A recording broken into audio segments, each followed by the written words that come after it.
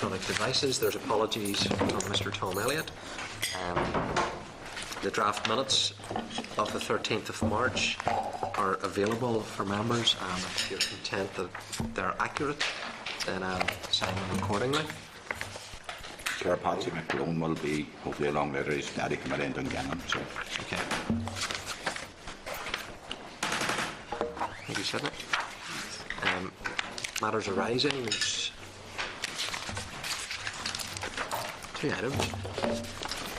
During the oral evidence session on human trafficking on the 16th of January, the Human Rights Commission agreed to provide further comments on whether the definition of human trafficking contained in the draft Modern Slavery Bill would address the issues that it had raised in its evidence regarding Clause 1 of the Bill. The Commission has now provided further commentary.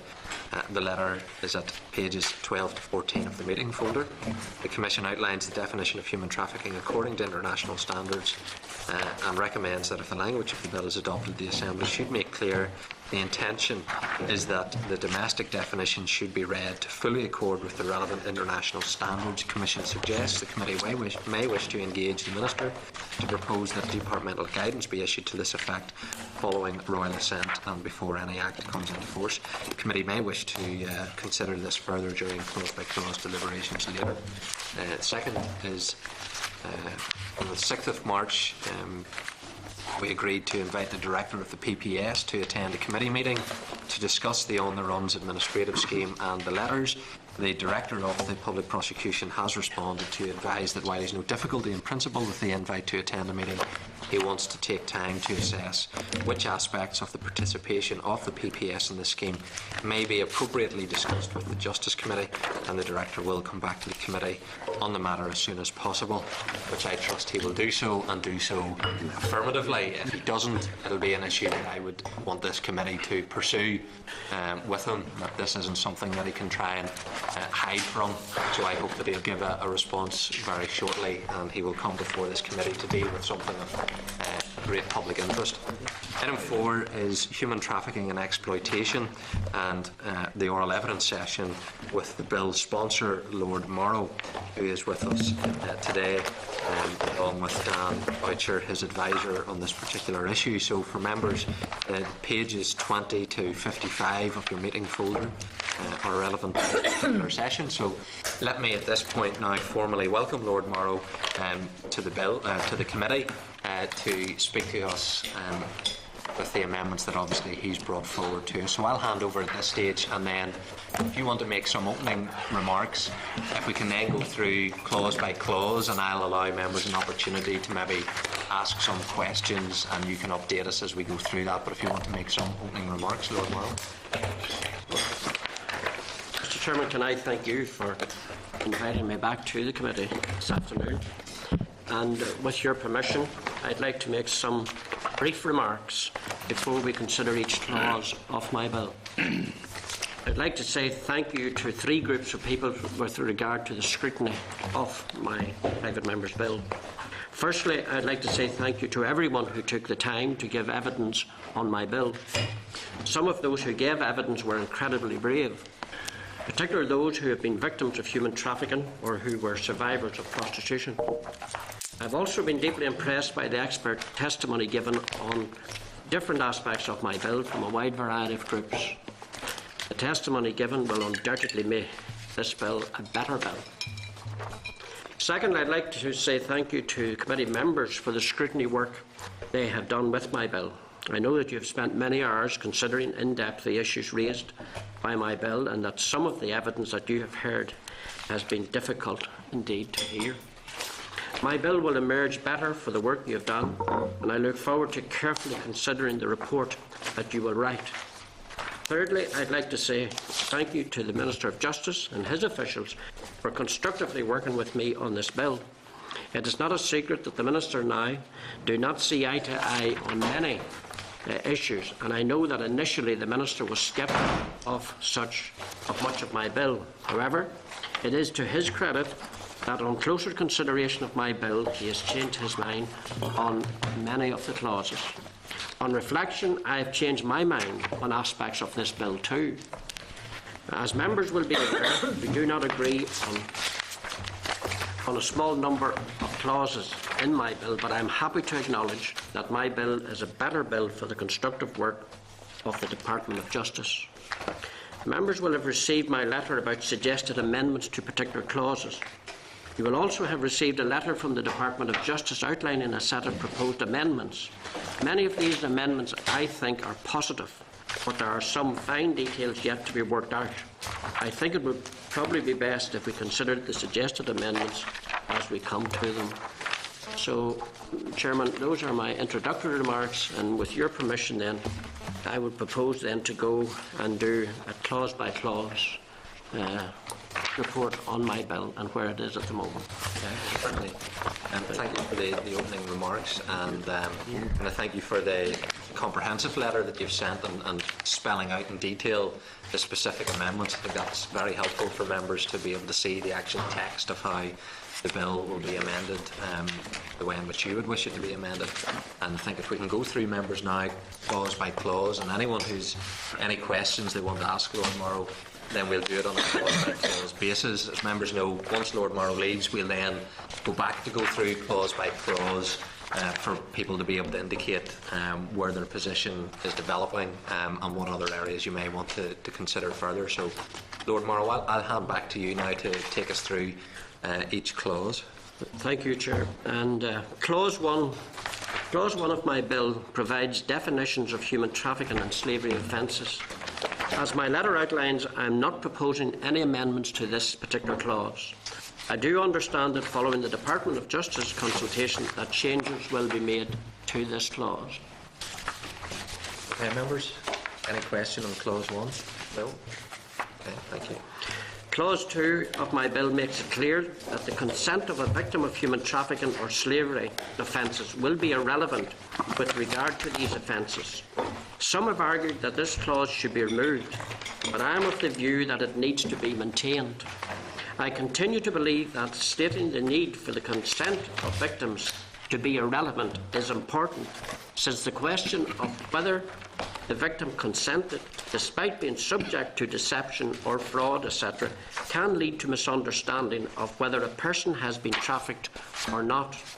As my letter outlines, following discussion with the DOJ, I am proposing one amendment to this clause to make it clear that consent is irrelevant. There may be some consequential amendments to this clause following the Department of Justice consultation if the proposed clause 2.2 of the Modern Slavery Bill is enacted in a similar way in Northern Ireland. Any members' questions to do with clause 2? No? Okay, thank you. Clause 3 deals with aggravating factors. Clause 3 of my bill outlines a list of aggravating factors which judges would be required to take into account when sentencing for trafficking and slavery offences. As my letter outlines, I am proposing one amendment to this clause which replaces the definition of a vulnerable adult with that used in rehabilitation of offenders, exceptions, amendments, order, Northern Ireland 2012. Members, any questions on clause 4 or clause 3? Sorry. Mr. McCorley. Yeah, the department's paper has suggested a number of amendments for clause 3. Have you considered those? We have looked at all of the stuff that has come up to the top of the table during the whole consultation. And that has all been considered, and I can assure the committee of that. Because, and I'd ask the committee to reflect. When my bill was first published, I made it quite clear that I was never ever of the opinion that this was the finished end of my bill. I was listening to what this committee was saying. I was listening to what everyone was saying, and that has helped us shape my bill. Just one thing to add was that the idea of using the same definition in the rehabilitation of offenders exceptions amendment order came from the Department of Health. Yeah. So then the table paper that we have today, those list of points, they're included, or you're choosing not to include those? I don't have it all. Do you want me to read some of them out? Yes, go ahead. I'm just Yeah. not clear if ahead. you have possible That's that you've fine. already done that. First one is insert a definition of public official. Standardise the various references to the family of the victim. Define the family of the victim by reference to Article 34 of the Sexual Offences Order. Those kind of those technical points. Are you aware of those? What is that letter? Well, this is a table of papers that we have today. 20th of the 3rd. We can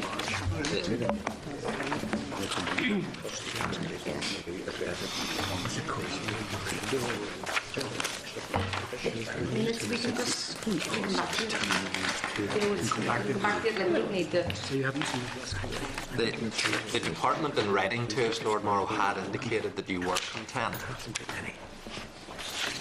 Yes, those are, yes, looking at those are all technical issues, and so therefore, generally we are content. You're right, Chair. That there are no issues around that there, as far as we're Department will actually concerned. table the amendment. They The will, Department's going to table the amendment. Department will table the amendment. at the appropriate time. At the appropriate time, is that what that means? They've given us the wording of them, and they will put them in at the appropriate Okay. time. Otherwise, the firm will consent. No bother. Thank you. Clause 4. Yes, Clause 4, this deals with minimum sentence for human trafficking and slavery offences. Clause 4 of my bill outlines that there should be a minimum 2-year sentence for those convicted of human trafficking and slavery offences. As you will be aware, the Department opposes this clause, but I am minded to continue with it and test the opinion of the House on it. As my letter makes clear, I am putting forward 5 amendments to this particular clause. Firstly, I propose adding a new clause to make slavery offences triable only on indictment, so that a 2-year minimum sentence could be imposed. Secondly, I propose that Clause 4 should be amended directly, so that the minimum sentence framework should not apply to children. It was an oversight in the initial bill that the sentence would apply to children, and that's not the case now. Thirdly, I propose that Clause 4 should be amended to ensure that the court cannot impose a suspended sentence. I am of the view that a 2-year custodial sentence is appropriate for these offences. And fourthly, I propose that if a judge does derogate from setting down a 2-year sentence, they must state the reasons they consider a case exceptional if they decided not to oppose the minimum sentence. Since I sent my list of amendments to the committee, the Attorney General has advised me of how I can make this more effective.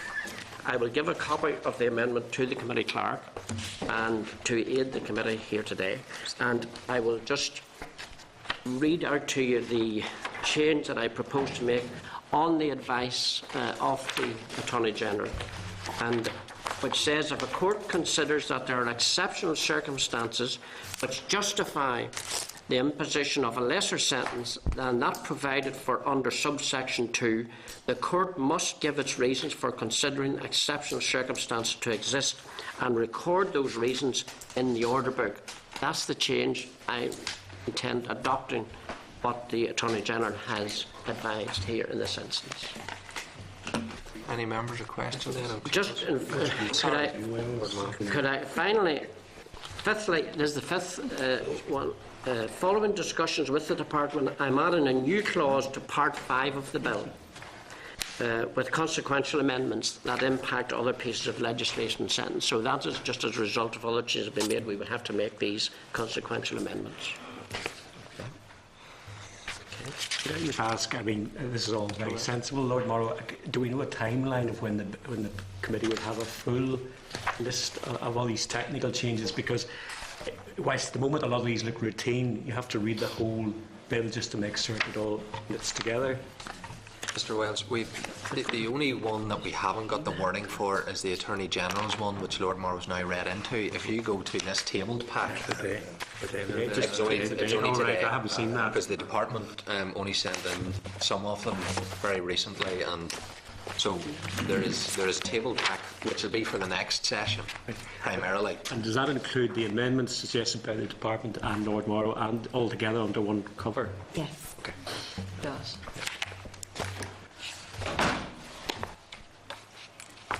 I mean, it's just a broad point. I mean, taking forward the bill, Lord Morrow says he's not changing the minimum sentence. We would just have reservations, but it's not for the discussion today. But just they sort of table that. Okay. Any members' questions on the detail? Could I just make a comment, Chair? I know what Lord Morrow is trying to achieve here in relation to the minimum sentence. I don't like minimum sentences because I think it ties the hands of judges, but the way the clause is phrased suggests to me that it's not absolute. It's a sort of qualified minimum sentence. At least that's the way I would interpret it, and I think the way in which the attorney has drafted his suggestion to you as an amendment seems to be along those lines, because the judge will have to give reasons as to why he has deviated from the statute. So that, to my mind, anyway, it's not strictly speaking a minimum sentence, but what the statute is trying to get at is that in most circumstances there would be a 2-year minimum, and that's fair enough, I think. Yes, except the judge outlines in some detail as to why it's not that way, and what the extenuating or the circumstances that prevailed, that he felt that it shouldn't be imposed at them. Yes. In terms of maximum sentence, is there a proposal for a maximum sentence? No. So a judge could give a life sentence? That would be his discretion, or her discretion. Okay. Next clause. Chairman, maybe just by for clarification around the point that Alban has raised here, I think it would be helpful for the committee to know that internationally that a number of countries have introduced minimum sentences for human trafficking offences, including, for instance, Canada, Luxembourg, India. In the end, what it comes down to is this, that the Minister and I disagree on the principle of minimum sentence. And I will leave it to the members to make, and the House to make up its mind on this particular issue, and I think that's the best way to deal with it. Okay. Clause 5, Chairman. Clause 5 outlines some technical changes to the current Asylum and Immigration Act 2004, and as my letter outlines, I am content with the Department of Justice's proposals for an amendment on the position of trust in Clause 5, but this clause may become redundant if it is decided to repeal Section 4 of the 2004 Act following the Department of Justice consultation. Okay, members. Clause 6. Clause 6. In fact, we've all heard of this one. This deals with paying for sexual services of a person. As members will be aware, considering the fact that the lion's share of the debate on my bill has focused on this clause, Clause 6 seeks to criminalise the purchase of sexual services. As my letter outlines, in spite of the Department's opposition to this clause, I plan to keep it in my bill. I strongly believe that it is a necessary measure for this province, and this belief has only been strengthened by the evidence that this committee has heard over the last few months. After considering the evidence the committee has received, as my letter outlines, I am proposing 8 amendments to this clause. Briefly, these amendments are: the first 3 amendments clarify that the clause refers to a prostitute instead of a person. Having considered the evidence of the PPS in this matter, I came to the view that this amendment was necessary. Amendments need to be made, therefore, to the clause title 64A1, 64A4. The 4th amendment that I propose to make is consequential on changing the clause to refer to a prostitute, removing new Article 64A3. since the definition of payment is already covered under the interpretation set out in Article 58(3). The Fifth Amendment would clarify the sentencing provisions in 64A2. The PPS said, and I quote, "It is not clear in respect of which court tier the potential to imprison for a term not exceeding 1 year applies. It does not refer to prostitution on indictment in the clause. I am proposing that there should be reference to prosecution on indictment." The Sixth Amendment I suggest is to Article 37 of the Sexual Offences Northern Ireland Order. The Northern Ireland Human Rights Commission, in their written and oral evidence, raised a concern that my clause would create a discrepancy with the current Article 37 offence of paying for sex with a child. This was clearly not my intention. At the moment, under Article 37, the purchase of sex from a child under 13 is a strict liability offence, irrespective of what the defendant knew or believed about the age of the child. However, if the child is 14 to 17 years old, then the purchaser can use the defence of reasonable belief that the defendant will reasonably believe that the child was 18 years or over. Once Clause 6 comes into force, if a child is over 13 but under 18, even if the purchase is proven, a defendant with a reasonable belief that the child was 18 or over could be found not guilty, whereas a defendant charged under Clause 6 with purchasing sex from someone 18 years or over has no such defence available. So if the offence is proven, then they would be found guilty. The Northern Ireland Human Rights Commission said, and I quote, "It will be easier to penalise persons who pay for sex with adults than those who pay for sex with children." In keeping with the proposal to make it an offence to pay for sex with an adult, I am proposing a new subsection in Clause 6 that would amend Article 37C1, making that offence of purchasing sexual services of a child under the age of 18 a strict liability offence, no matter the age of the child. The different sentencing regimes relating to the age of the child involved would, of course, remain. The Seventh Amendment would make it clear that new 64A1 refers to a prostitute who is 18 or over, so that this distinguishes it from the Article 37 offence. My bill originally had the text over the age of 18, which lacked clarity in respect of 18-year-olds. The eighth and final amendment would introduce a new Article 64A5, will require an advertising campaign to ensure public awareness of the change affected by Clause 6. I have also responded to the evidence given to this committee by numerous parties, including Women's Aid and Rama, about the need to provide services to help people in prostitution exit by proposing a new clause 10A, which rises to this very important challenge. And I have with me here today, and I will leave copies with the clerk, Women's Aid suggestions and proposals how the best method to be used to do that. And I have some copies here which I will leave, Mr. Chairman, with the committee before I leave here today.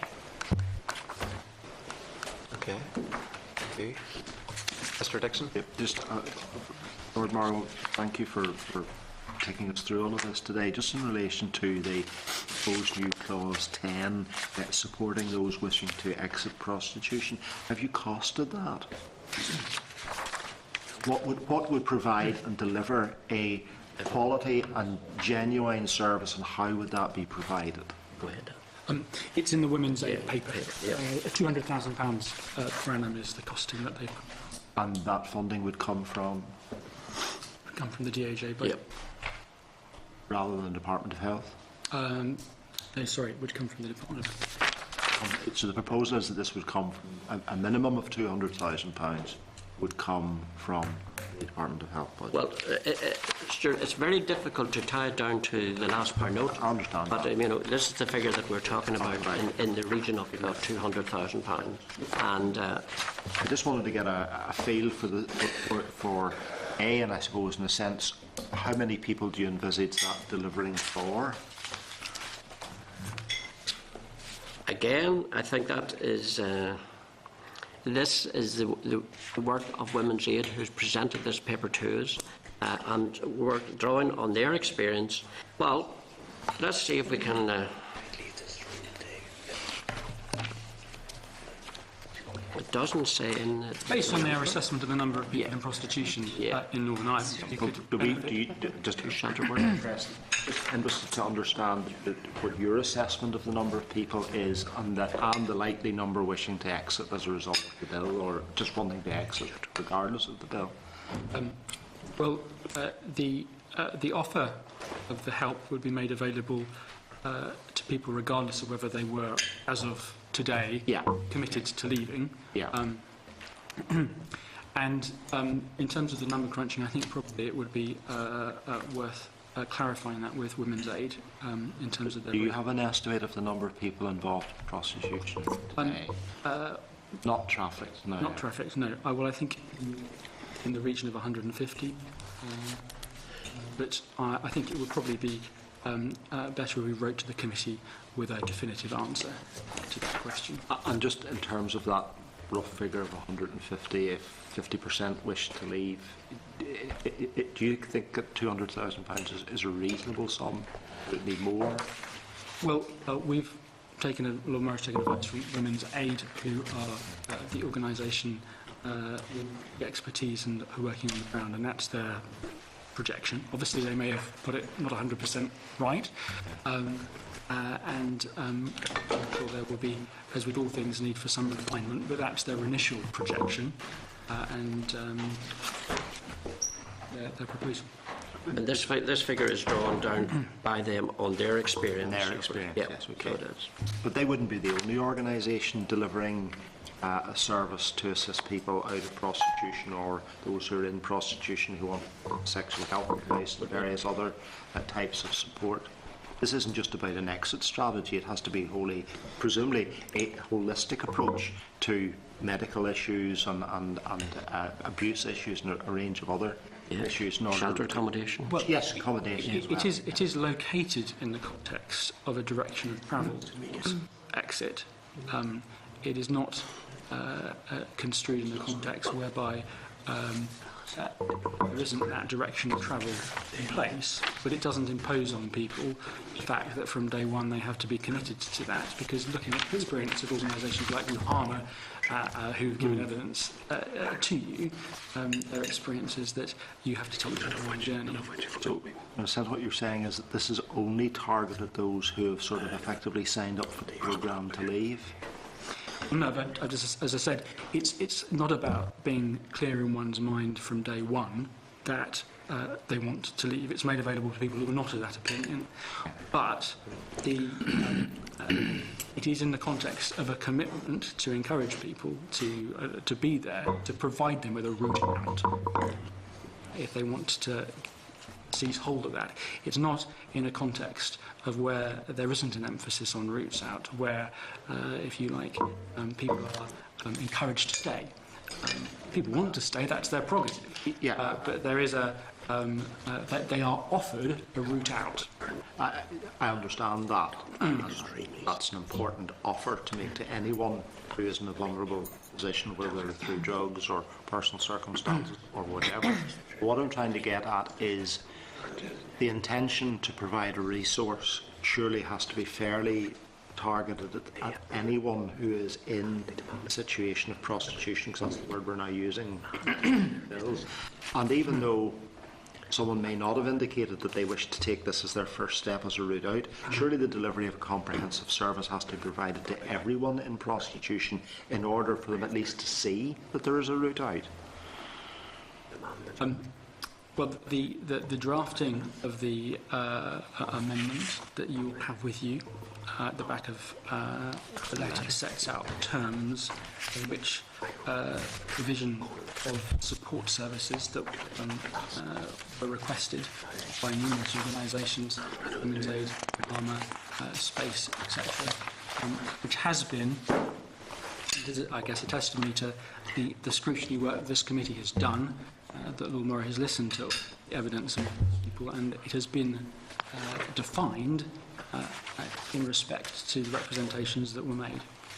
Although there are those organisations, most of whom you've mentioned, whose raison d'etre would be to encourage exit from prostitution, there are others who will either be neutral on the subject, in other words, they are, I suppose, generally in the overall health care field and don't take a view one way or another on these matters, right to the extent of those who actually, I suppose, are support networks for those in prostitution and the sex industry. But surely any help and assistance must be given to everyone, even if the ultimate aim, and it's a very laudable one, is to encourage someone out of the sex industry and out of prostitution. But surely those support mechanisms must be given regardless Yes, of a person's initial intent. Absolutely. That's what I think. Perhaps I'm not explaining myself very clearly. It is provided regardless of the initial intent. People are not told, if you say you're going to exit, we will help you. If you don't say, we won't. But it is. And equally well, the providers, some providers may provide as part of their service words of encouragement and advice and guidance. Others may not wish to choose to go down that route. Would they be equally entitled to those funds? That is an issue. I think that the clause at the moment doesn't. I think the clause is construed in the context, obviously, of this bill and the parallel commitment to criminalise paying for sex.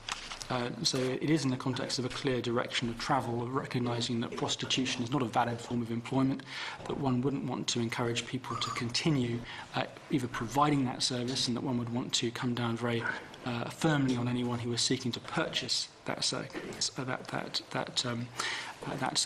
So it is seen very much in that context. Yeah, but I'm keen to understand that you see no barrier to the use of that resource, provided it is not to encourage someone to get into prostitution. But those that are there, in many people's words, may be on a journey. Others may have decided their journey has come to an end and that's where they wish to stay. But surely they're all entitled to appropriate assistance, whether it's healthcare, counselling, accommodation, protection, legal services. Yes, no, absolutely. Okay, thank you. The amendment is, to me, a very welcome one, and I just want to be clear the purpose behind it, albeit it's connected to what people said around Clause 6 is one of the reasons why they may have been against it. But it's for people that want to leave prostitution. That's what the amendment, it's clear to me that it's for those who want to leave prostitution. There'll be support now. So there's a principle, and it's for the Department of Health, obviously, then to design the actual programme. Yes. So we agree, if we agree the amendment, it stands separate to Clause 6. It's not dependent on Clause 6. No. So it could stand separate to it, and it'll ultimately then be for the Department of Health to devise a programme. You're not being prescriptive as to the type of programme it should be. And Chairman, let me make this very clear. This exit strategy was introduced as a result of the consultation and of those whom we met and those who we heard what they said. And they made it quite clear, for this bill to be effective, there had to be an exit strategy provision built into that bill, or it was going to leave someone who, for instance, wanted to exit this lifestyle and then to discover that when they were on the way out of it or out of it, where do I go from here? There's no support for me. I'm left totally bewildered. I'm left, like an orphan. And so therefore my bill is proposing to do around this, on the suggestions of Women's Aid and others, to build in this support mechanism so that there is that exit for, or support for those who are exiting this lifestyle, and to give them some confidence that they're not just left alone to fend in the big world out there that they have very little experience of. So therefore there is going to be, and look, it should be said, maybe it would be useful if I just quoted a few lines from this paper that you're going to have, and since you haven't had a chance to read it. But it says here, a supported living sheltered accommodation building that will provide short-term accommodation to women and their children whose exiting prostitution has rendered them homeless, women who are fleeing prostitution, and supported living support for 6 months to 12 months, with intensive support in the first 3 months and additional support for months or years after, as long as needed. Floating support for women in prostitution to provide long-term support and assistance for women on a one-to-one basis. Programmes to promote, I think this is important, programmes to promote self-esteem and understand the effects of abuse. And so those are the types of things and support for any children or young people based on the needs and their protection with referrals to other agencies. So it's a gatekeeper for those who want to exit that lifestyle and to give them the support and confidence that they perhaps will lack on immediate coming out of this. Can I just very briefly come back to that? What you've described is vitally important for the success of anyone wishing to leave, and particularly the aspect of self-esteem. But in order for people to perhaps have that self-esteem built in the first instance, what I'm trying to get at is those people who are at the point before any decision has been made to want to exit, and what support is going to be made available to them in order to build that self-esteem to make the decision in the first place. And does the resource extend to that? I think it does.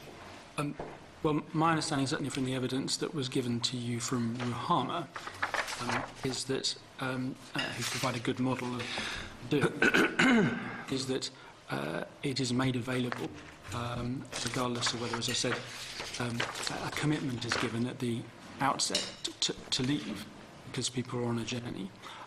This provision, as I've said, is seen very much in the context of a bill that is clearly of the view that prostitution is not a valid form of employment, and that one should clamp down very heavily on those who buy, and so it is seen in that context. But I think that operationally the wisdom from Ruhama would be that whilst the direction of travel is very much, and that the overall context in which we're looking at this is one where it's about routes out, it is more effective if you don't ask people to have made all the decisions from the very first moment that you encounter them. That's not really how it works in practice. And there is no objection to the resource being made available to those organisations who don't have an opinion on exit. In other words, don't have the value structures that, for example, Ruhama have, but nevertheless deliver perfectly valid healthcare and other services. My reading of the amendment on that is it'll be for the Department of Health to design this programme. It'll not be for Lord Morrow to say this money goes to Women's Aid or it goes to Ruhama. Well, Chair, I wasn't suggesting that, but I was just want to be clear that the resource is made available to anyone, any appropriate organisation that wants to deliver services to people in these circumstances. Thank you, Wells. Forgive me, Lord Morrow, some of us have had several very late nights in here, as you know, and for some of us hardly worthwhile going home. So we haven't been able, maybe some members of the committee, to keep entirely up to date with the very fast flow of information. So, for instance, we have tabled Women's Aid paper, which is very interesting. We've got responses from the department, and we have your amendments, so it's sometimes quite difficult to draw this all together. So it's in that context to ask these questions, in case you say, as Wells has slept in this last 48 hours. Could I just ask, the Minister, in his letter to us, which I presume you've seen, the letter dated the 19th, have you actually seen that yet? From the Dallow? We've just been presented. Yeah, so you're in a similar position to some others. The Minister's saying that, well, first question has he seen the content of your proposed amendments to Clause 6? Is he aware of them? And was he aware, more importantly, would he have been aware of them when this document was written? So it may be that might, alter his opinion. Very well done. And then was he aware of Clause 10? Was he aware of what you've pointed out now, this support mechanism? Was he aware of the extent and the commitment that you've now given on the care of those who leave prostitution? And no, he wouldn't be aware. Are you saying to me, is he aware of the Women's Aid document? Yes. No, he wouldn't. He's not. No, he wouldn't. Right, because obviously that could flavour someone's view in Clause 6, because I think what you've said is extremely powerful, because one of the criticisms that have been made to me is that if you simply throw these women on the streets or their trade dries up, they turn to something like drug trafficking or something sinister, equally sinister. Whilst if you give women, and the vast majority of these will be women, an opportunity, I assume it is gender neutral, that if there was a man in this position, you get the same care. That if you offer them realistic options of care, settlement, training, sheltered housing, that means it's much less likely they'll get into something like drug trafficking. Now, so therefore we need an opportunity for all those involved to have all the documents in front of them to make a fresh decision on Clause 6, given the fact that the Minister hasn't that at all in front of him. Jim, I thought I did say it, but maybe I didn't, that it was made clear to me during the different people that I met in the organisation groups, and it was they who emphasised, and let me be very clear, I think that, on reflection, when I look at my bill, that there was, it was not properly catered for. So it was as a result of listening to what people were telling me about an exit strategy that we decided, oh yes, this is important and we need to introduce it. They emphasised it, some of the groups and the names that we've mentioned here today, not alone Women's Aid, other groups. Rama was another one. And there's others who have said, look, if your bill does not have an exit strategy, then there is a fundamental weakness here in the whole strategy.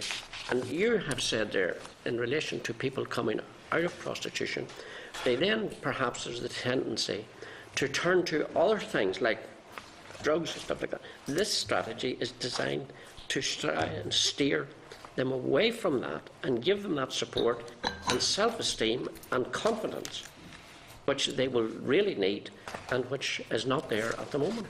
And I totally agree with you, and I'm just wondering, that very significant development, would it change the Department's view on the overall bill if they were aware of it? Well, it may well do, and I can't preempt what the Department's going to do, because it has to be said that when we started down on this journey, I mean, and we make no secret about it, and I mean, if the Minister was here, I suspect he'd agree with me. The Minister was in that corner on this issue, and I was on that one, and now the twain would meet.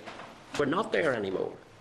We're not there. There has been considerable movement, and there's a lot of issues now that we're agreeing on, and most. Yes, the majority of them we are agreeing. When there was no agreement, I don't take credit for that, and I don't give entire credit to the Minister for that. I think that both of us have come together as two adults and said, look, there is merit in this bill, and we're going to take it forward. And so therefore, that's the position that we find ourselves in. And I would hope that, before this bill goes for its further reading, that there will be further agreement even around the issues that we're not in total agreement with at the moment.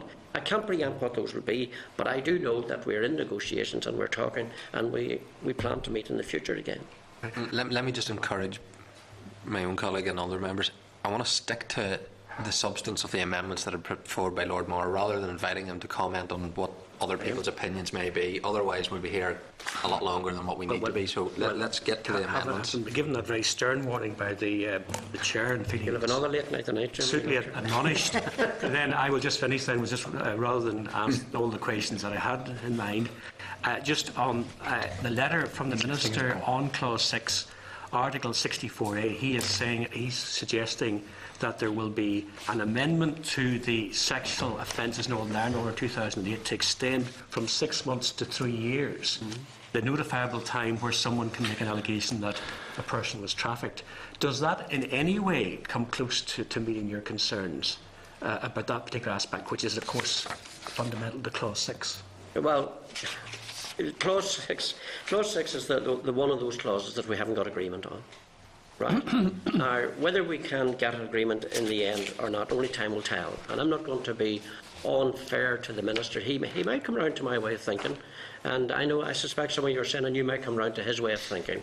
I could give the answer to that one now, but I won't, but because I think you know the answer to it. And so therefore I'm not going to preempt what he may or may not say. But let me say this, I welcome those amendments that the Minister has come up with. And I mean, I've said it on the floor of the Assembly that I welcome those, and I acknowledge that at the time. And so that is a big positive step and a step in the right direction. But you don't believe it's enough? I don't believe it's enough. Okay. That's why Clause 6 is still there. Ms. McCormick. Cormac Caherly, and thanks very much for the presentation there. So, in common at the reasons for the new clause that you're promoting now, that I think that's a good idea, because it's something that we have heard from many people that has been missing. So, in common to your conclusions around that, how many people involved in sex work have you spoken to, and what sort of work were they involved in? Because there's different types. I'm trying to work out how you arrive at what services people are going to need. So, have you spoken to them, or haven't you spoken to any? Well, you would be aware that I suspect there has been no bill has received more scrutiny than my bill. Now, I'll allow everyone to make up their own minds on why that might be. But let me say this. I have put my bill, when I first floated my bill, for the sake of a better word, I went out to consultation. Now, I suspect there are those who could say maybe, well, he put his own bill out to consultation. Fair enough, which I did do. And I didn't go for the minimum period, I went for the maximum period. And then along comes the Justice Committee, and they do the same exercise again, which of course I have no problem with. I welcome that. I couldn't stop it, nor would I want to stop it, because I believe that if I hadn't went for a full consultation, in other words, I was allowing and saying to everybody and sundry, if you have something to say about my bill, I want to hear from you. And it's no secret that I got comments from as far away as Jerusalem, which is a very wee distance from here, about my bill. So therefore, the world and the crows, to use a colloquial, the world and the crows know about my bill, and they were there, they come with their views, I took it on view as a result of that consultation, and what was being said out in the public arena, I have come forward with amendments which are substantial and with changes. I have, for instance, even an early play, I deleted a clause, I included a new clause, I amended a clause, I made other changes. So therefore, I have went, I think, the second mile in listening to everybody, including those who are in the sex industry. Okay, so you see, the thing about this is that we know that Clause 6 is the one that's controversial. It's going to affect people who are involved in sex work, and that's what it's meant to do. So that's why I feel it is. That's why I'm asking you specifically, like, who have you spoken to? Which sex workers? Is it single sex workers? Is it groups? Is it organisations? It's about trying to work out what services, what risks, what kind of vulnerabilities were those people telling you, so that to inform you and come to your conclusions. Well, I don't think it's any secret of the fact that Laura Lee and I have appeared on television together and debated this subject. And I think I know she's been in front of your committee, and we've heard what she has said. And I've heard in a very direct way on that programme what she has been saying to me. So therefore, I think I have been doing that and listening to all of those. Dan, would you like to comment on that? Well, only there's a number of the consultation responses were from sex workers, and also you've spent a lot of time with former sex workers as well. Okay, right. I mean, my comment to that really would be, I suppose, taking part in the television debate with somebody, I don't think is the same as asking somebody, what way will this affect people like yourself who are involved in the work you do? But I mean, I've heard your answer, and I mean that's your answer. Have you had any conversation with men who are going to be affected by this, and transgender people, because we know that it affects people like them as well? Well, I haven't, but I mean, I was in Sweden and you were in Sweden, and we listened to what we're being told there, and I understand that the committee had their own deliberations in relation to that, but in relation to men in prostitution, I haven't had. I've heard nothing from them. To the best of my knowledge, I don't think they responded to my consultation. It's important to stress that you haven't just engaged with Laura Lee. A number of consultation responses came from sex workers, and they also spent a lot of time talking to former sex workers about their experience. So it's not just Laura Lee television. It's important to be clear about that. Okay, and you mentioned there when you were in Sweden, and did you come to the meetings that we had with the academics and the people who were involved in sex work? Well, that was something that the committee, I mean, you'll recall that while I was there at the same time, I wasn't with the committee as such. I was there on my own volition to hear how effective this type of legislation was in Sweden. Do you not think it might have been useful to inform yourself of what those other people would be saying?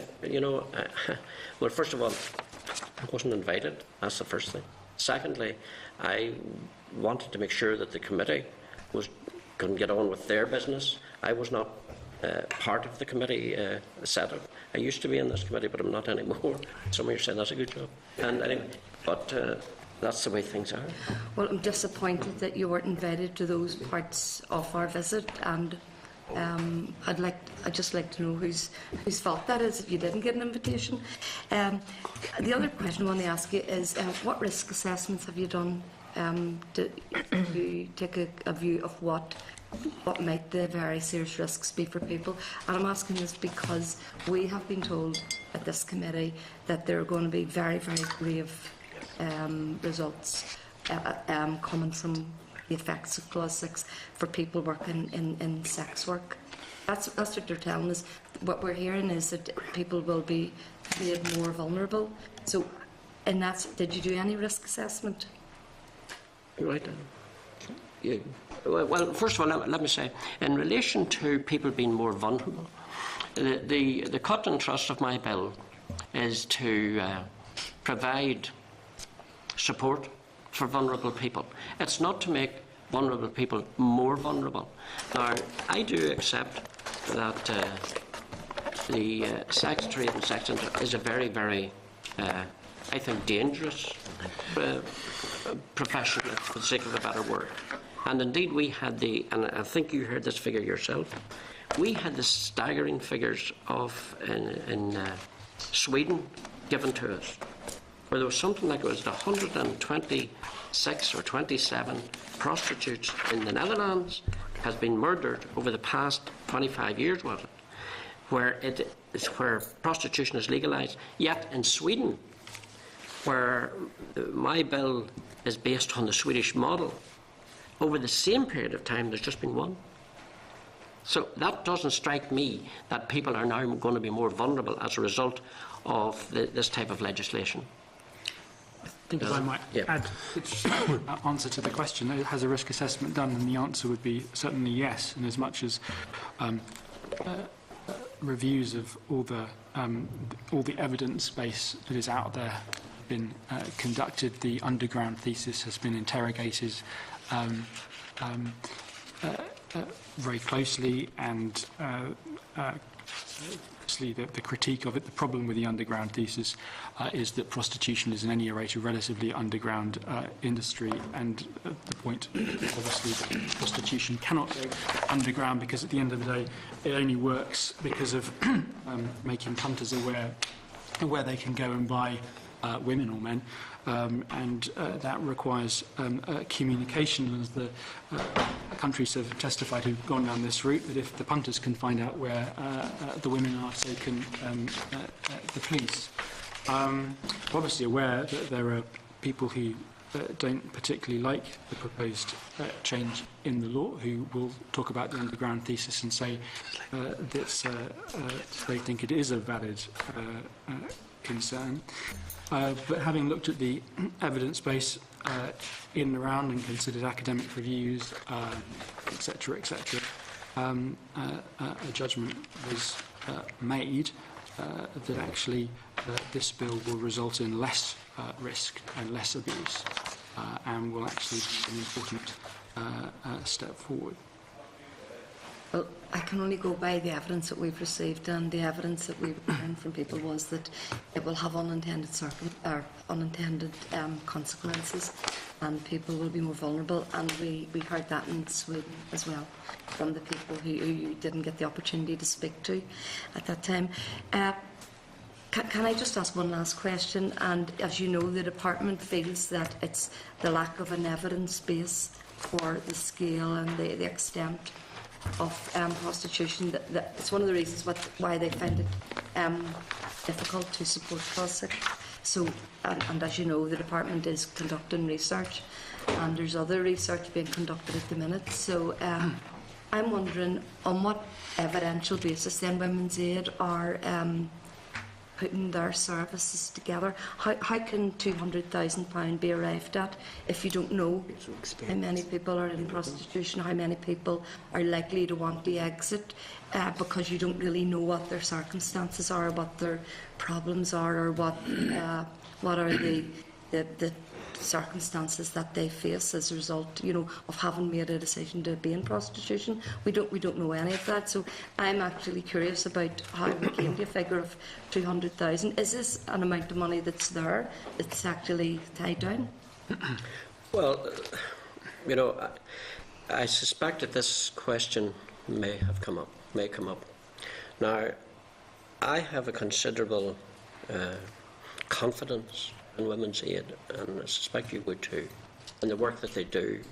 And they bring to the table, and they bring to any paper, their experience of past events and how they have worked with people, engaged and involved in all of that.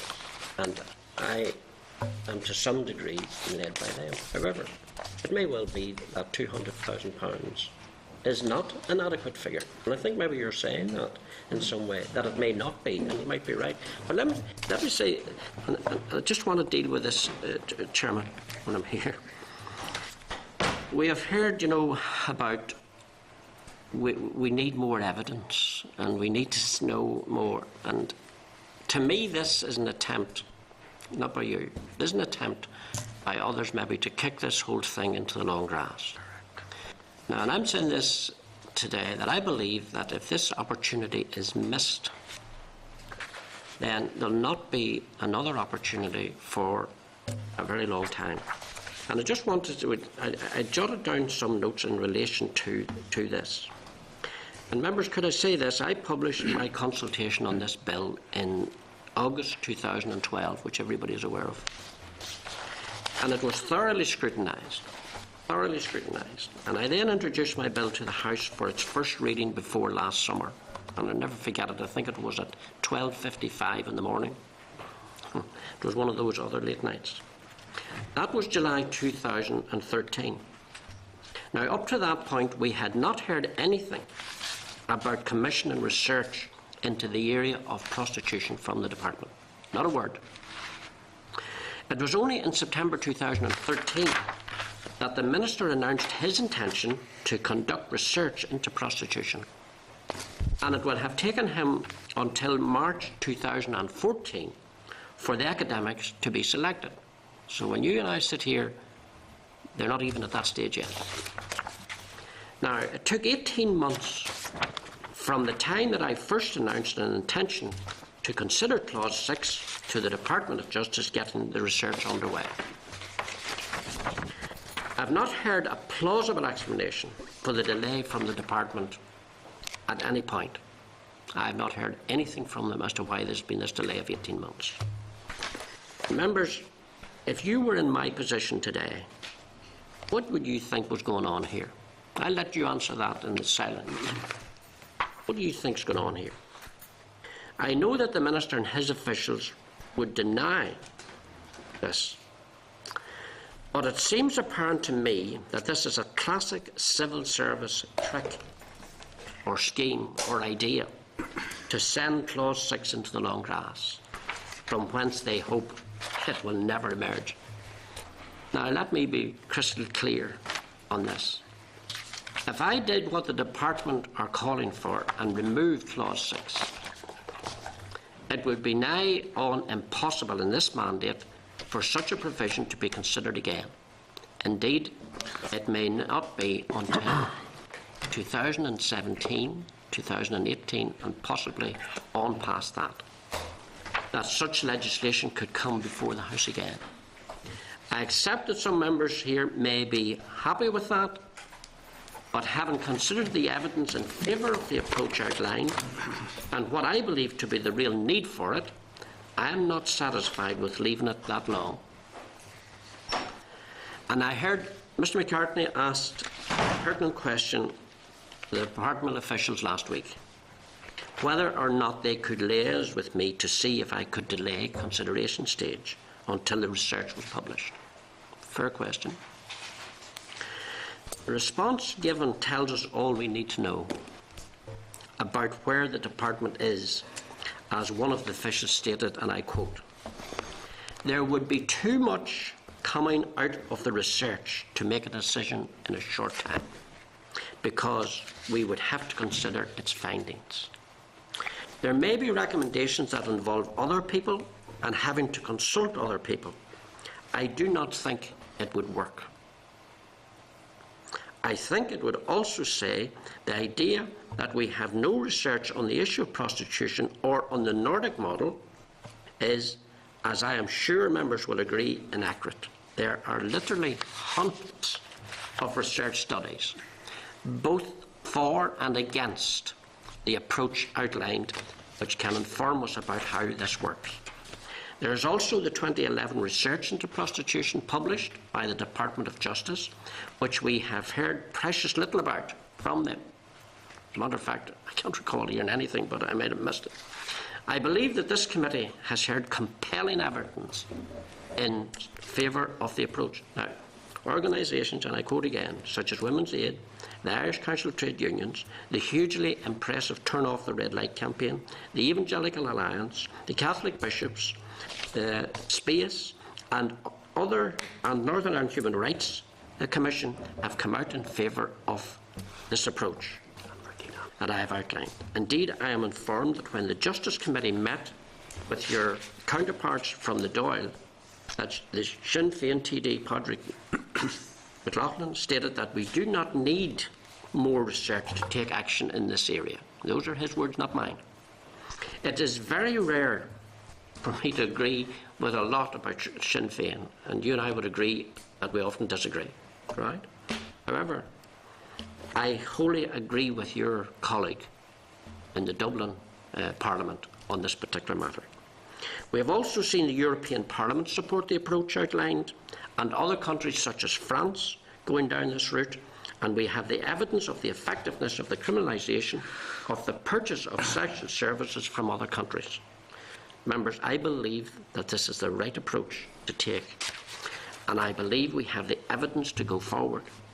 Consequently, I will want to test, as I said earlier, I will want to test the opinion of the House on this at consideration stage, regardless of whether or not we have access to the Department of Justice research. And I'm disappointed that we have not got that research as yet. I fail to understand why we haven't, but I'll have to go on without it.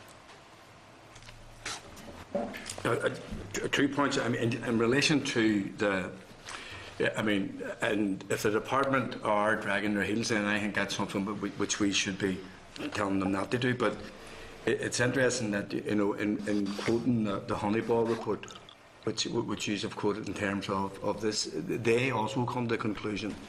I think it's recommendation number 52 urges to evaluate both the positive and negative effects of criminalising the personal sexual services on reducing prostitution and trafficking. And they also went on to say to ensure that there's more analysis and statistical evidence is needed to judge which model is the most effective. So even the European Union's report is still calling for more evidence, and that's why we support the call for more evidence. The time lag and the time delay is something which, you heard our approach last week. We think it should be as speedy as possible to assist your approach to this, and that's the approach we've been taking. In terms of clause 10 in relation to the exit strategy and the service, I think everybody welcomes that. Has the Department of Health and Justice commented? Have they got a copy of the Women's Aid document? Will they be getting a copy of that? Yeah. Yeah, because they got a copy of the amendment. So they did. Not the Women's Aid paper. That's only concern.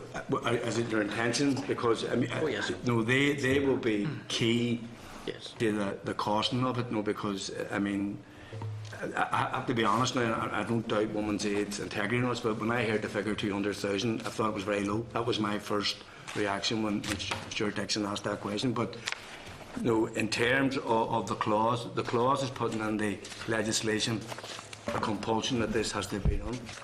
So the department that's carrying this out will want to, I assume, be very rigorous about whatever the projected costs are before they want to sign up to something that's going to be a legal imperative to do this.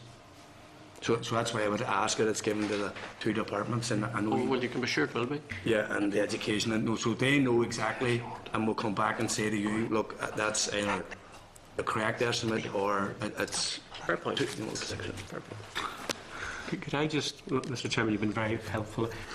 You mentioned Padraig McLaughlin's comments, which we heard, and also at the European Parliament, Diane Dodds and Martina Anderson, who I understand is the Sinn Féin MEP, supported the principle of what you're trying to do at that particular forum.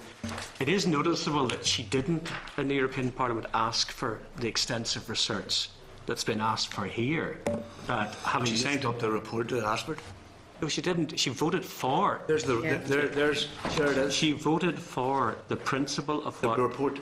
No, she voted for it without asking for the research to be done first. For the report. I have it in front of me. No, she voted for the report. She voted. The report says very clearly a call for more evidence. I'll encourage members to stick to the amendment. Yeah. I have no issue sticking with it, but Diane Dodds signed up for more evidence.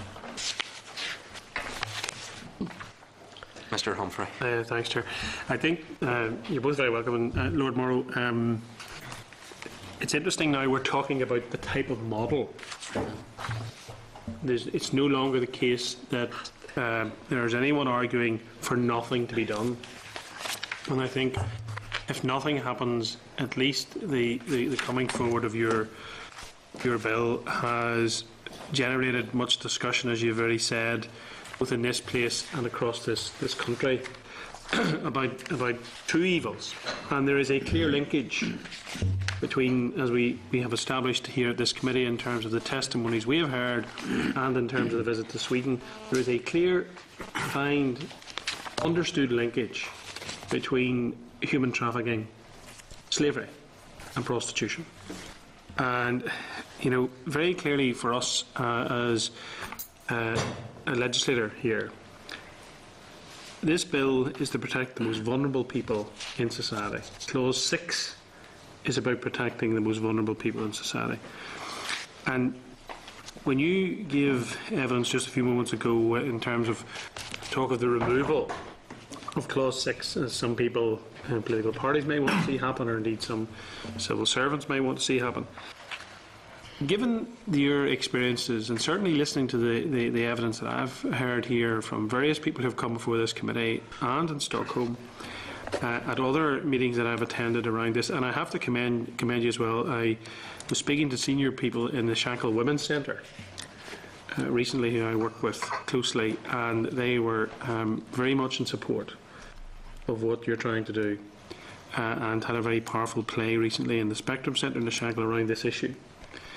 But given the people you have spoken to, the people we have listened to do nothing isn't an option. But would it not be the case if Clause 6 was to be removed from this bill, or indeed watered down significantly, that those people who are hugely vulnerable, like the young lady in Stockholm from Romania, having to service, I think we were told, 33 clients in a day, in a filthy, dirty room, and no doubt, given the free movement of these people across Europe, people like that young lady are operating here by these criminals who are making an absolute fortune. If your bill was to remove Clause 6 or have it watered down, those people not be let down massively? The quick answer to that is yes. I believe that you're right when you say I think those of us who are legislators have a duty to protect and provide for those who are very vulnerable in society. And let me say this, I didn't come to this subject lightly. And this has been, someone has described they're on a journey and all this, and I think I am too. Because I think that I have got sort of a greater insight into this whole unsavoury business. I think maybe the impression I had, that happened somewhere else. But folks, it's happening here in Northern Ireland, and that's been proved and demonstrated that it has. Because, I have met Anna, and I know some of you have met Anna, and I've listened to her frightening story. And what that young lady has come through, and these were her words. And she said, I believe that if this bill had been in place, I might not have been subjected or have to come through the very unpleasant experience that I have come through. Yes, Mr. Humphreys, the answer to your question is that Clause 6 was not in my bill, then I believe that we are condemning more people and more victims to keep on suffering. And that's why I want to test the opinion of the House on this particular clause. And I want to quote the famous quote, the immortal words that were said some 200 years ago, but I still think they're relevant today. There are some who might decide to turn their head and look the other way, but they're never going to say, he did not know. And that's what I'm saying through my bill. If people decide, no, we're not up for this, be it on their head. But they're going to get the opportunity to say so. And my bill, I believe that Clause 6 is the effective way to deal with this. Since we know that the main driver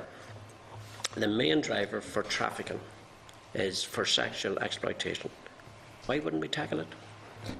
Stats are between the years 2008 and 2009 and 2012-13, the NRM figures that 69% of people trafficked to Northern Ireland for the purposes of sexual. 69? 69, yeah. Look at the 3 years. The NRM figures for the 3 years as a whole, 69%. The other thing is interesting is the in terms of the position that the police is set out by Drew Harris recently to this committee, which has clearly changed, and in my view, our view, a change for the better. And I am concerned genuinely that you mentioned our visit to the Republic, to the equivalent committee in the Irish Parliament. There is an all-party group there looking at legislation and how they're going to deal with that. This issue in the Republic. And if the Republic, the Dáil, moves to have legislation put in place, and we don't, would you agree with me that Northern Ireland, then, because there will be legislation in place on the mainland as well, to deal with it, Northern Ireland will be the soft underbelly for human trafficking / prostitution in Europe? Absolutely, and let it be said, in the event of us having legislation here that is tougher, for instance, from the Republic of Ireland, then the Republic of Ireland has a problem. If the Republic of Ireland moves ahead of us and they get their legislation in place, and it's tougher than ours, then we certainly have a problem. And it should be said like that Scotland and Wales will be looking at their legislation too. So therefore, we could become very vulnerable here. And it's better to put your house in order and prepare for it rather than when the events happen, and they are happening now. But as you say, we're moving into a different situation right across Europe, and with open borders. And we have a porous border, land border here, and we will be very vulnerable if in fact the Republic of Ireland goes ahead and toughens up or introduces legislation either similar to this or of that type. So it's important that I think that we move ahead on it. And you should be aware, in case you're not, that the police agreed absolutely with that position. That was their line as well. Thanks, Chair. That's welcome. Mr. Lynch. Thank you, Chair. Just a quick one. Mars, did you carry out the QIA on this? Yeah. Yeah. No. Why? Well, I think that in what respect is that question, just to get my head around it properly? Just if somebody was bringing in a bill or a policy, one of the things that they would carry out in the equality impact assessment.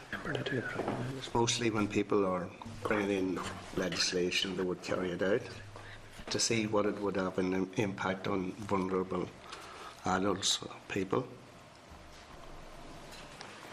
Well, I mean, that the whole purpose of the bill is to help the vulnerable.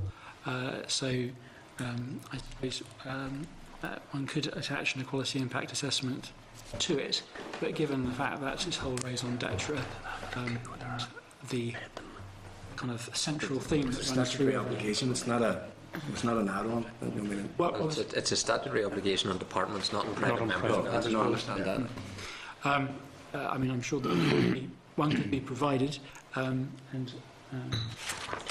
that's not a problem. But I think that the conviction would obviously be that actually this is not a bill dealing with something other than equality and protecting the vulnerable. That would be worth pausing to see whether it has any effect in that regard. It's actually a bill that has been conceived for the purpose of helping equality. Okay. Is there any last purely technical questions around Clause 6 members want to ask? Then let us move on. I'm sure we'll gallop through the rest now. Clause 7. Clause 7, Chairman, requirements and resources for investigation or prosecution. Clause 7 of my bill outlines requirements and resources for investigation or prosecution. As my letter outlines, I am content with the approach proposed by the Department of Justice in relation to training, that is the subject of Clause 7.1, which will now be covered in Clause 15. And I am minded to maintain Clause 7.2 and 7.3 to ensure clarity in those areas. Okay. I think that's self-explanatory. Any questions on that, members? No? Okay, Clause 8. Clause 8, non-prosecution of victims of trafficking in human beings. This clause has been one of the most difficult to deal with, from my point of view. My aim in including this clause in my bill was to protect vulnerable people, particularly children, from being prosecuted and punished for crimes they were forced to commit by their traffickers. The clause responds to the Article 26 Convention rights and Article 8 Directive rights that a victim who commits a crime which they have been compelled to commit as a direct consequence of being subjected to an act of trafficking should be protected from prosecution. There have been strong views expressed about whether the clause in my bill is needed or not, and whether the clause should remain in the bill or not. I acknowledge that the current wording of the clause has flaws, and I never intended that it should provide a protection against prosecution for murder, for example. I am currently waiting to see what the view of the Draft Modern Slavery Bill Committee is on in this subject before proceeding. And I will inform the committee and the Department of Justice about the decision that I come to once their report is released. It is my understanding that it will be published by the end of this month, and I apologise that I am not in a position to come to a final view on this at the current time.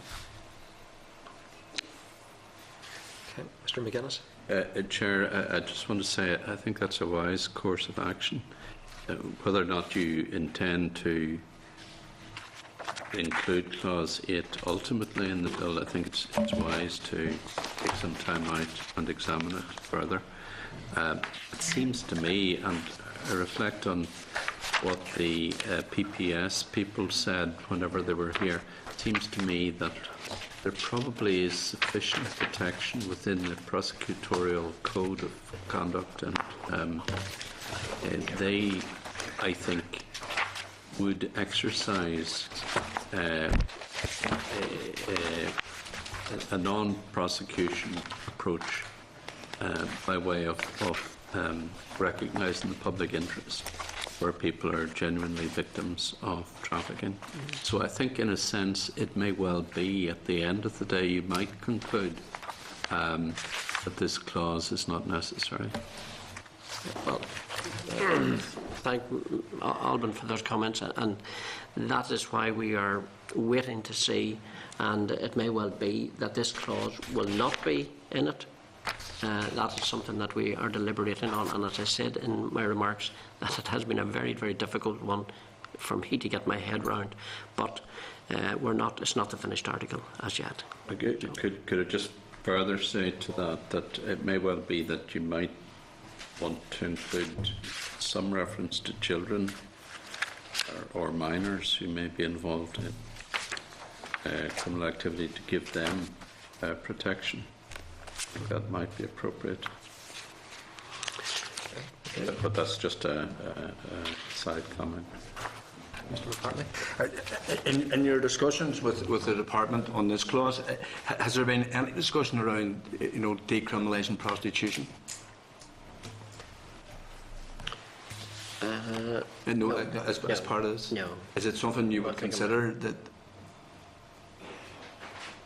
Well, I think, what I said early on was that I have read, to the best of my ability, all of the material that is coming in as a result of the consultation. I will look very carefully at the report that this committee will finally make. And I think members should say too that it is important to understand that my primary focus on placing the burden on the buyer here, not the seller. But again, I go back and I've listened to what Alban has said here, and I've listened to what others have said around this one, and you've heard me say that this has been a difficult one for me to get my head around. But I want it to be an offence to buy sex from someone, male or female, across the board. And it is important to understand that it is already perfectly legal to sell sex in this country in every context apart from on the street context. And the offence was created for reasons of public order. And I have not heard the views of the police on this matter or consulted with colleagues. And others might want to make a case for a change here. People have expressed views to me from both sides. And I have to say that I see criminalising the buyer in all contexts as my priority and the way forward. Excellent. Okay, clause 9. Sorry. Just ask one question, Mr. Byrne, just on the comment that Lord Morrow made with regard to his objective is always to see the buyer criminalised or prosecuted. Do you envisage any circumstance where the buyer might also avail of similar services to those wishing to seek exit from prostitution? In other words, that there may be alternatives available to the buyer, and how would those be? How would that manifest itself in the bill if the buyer is always to be criminalised as a result of the purchase of sex? I think it's an interesting question with some thought. I think that there are some voluntary organisations in other countries that have sought to help people go through that path. I'm not aware of any country that's ever done anything in statute in relationship to that, but I think it's a very good question. and with some thought. Is there perhaps a role, for example, in either the Department of Health or perhaps the Department of Education in terms of what people of my generation would call school sex education, respect issues, behavioural issues? Is there scope for delivery of that? Certainly worth thought and consideration. But by logical extension, it means that it may be incorrect to prosecute everyone who is a purchaser of sexual services. No,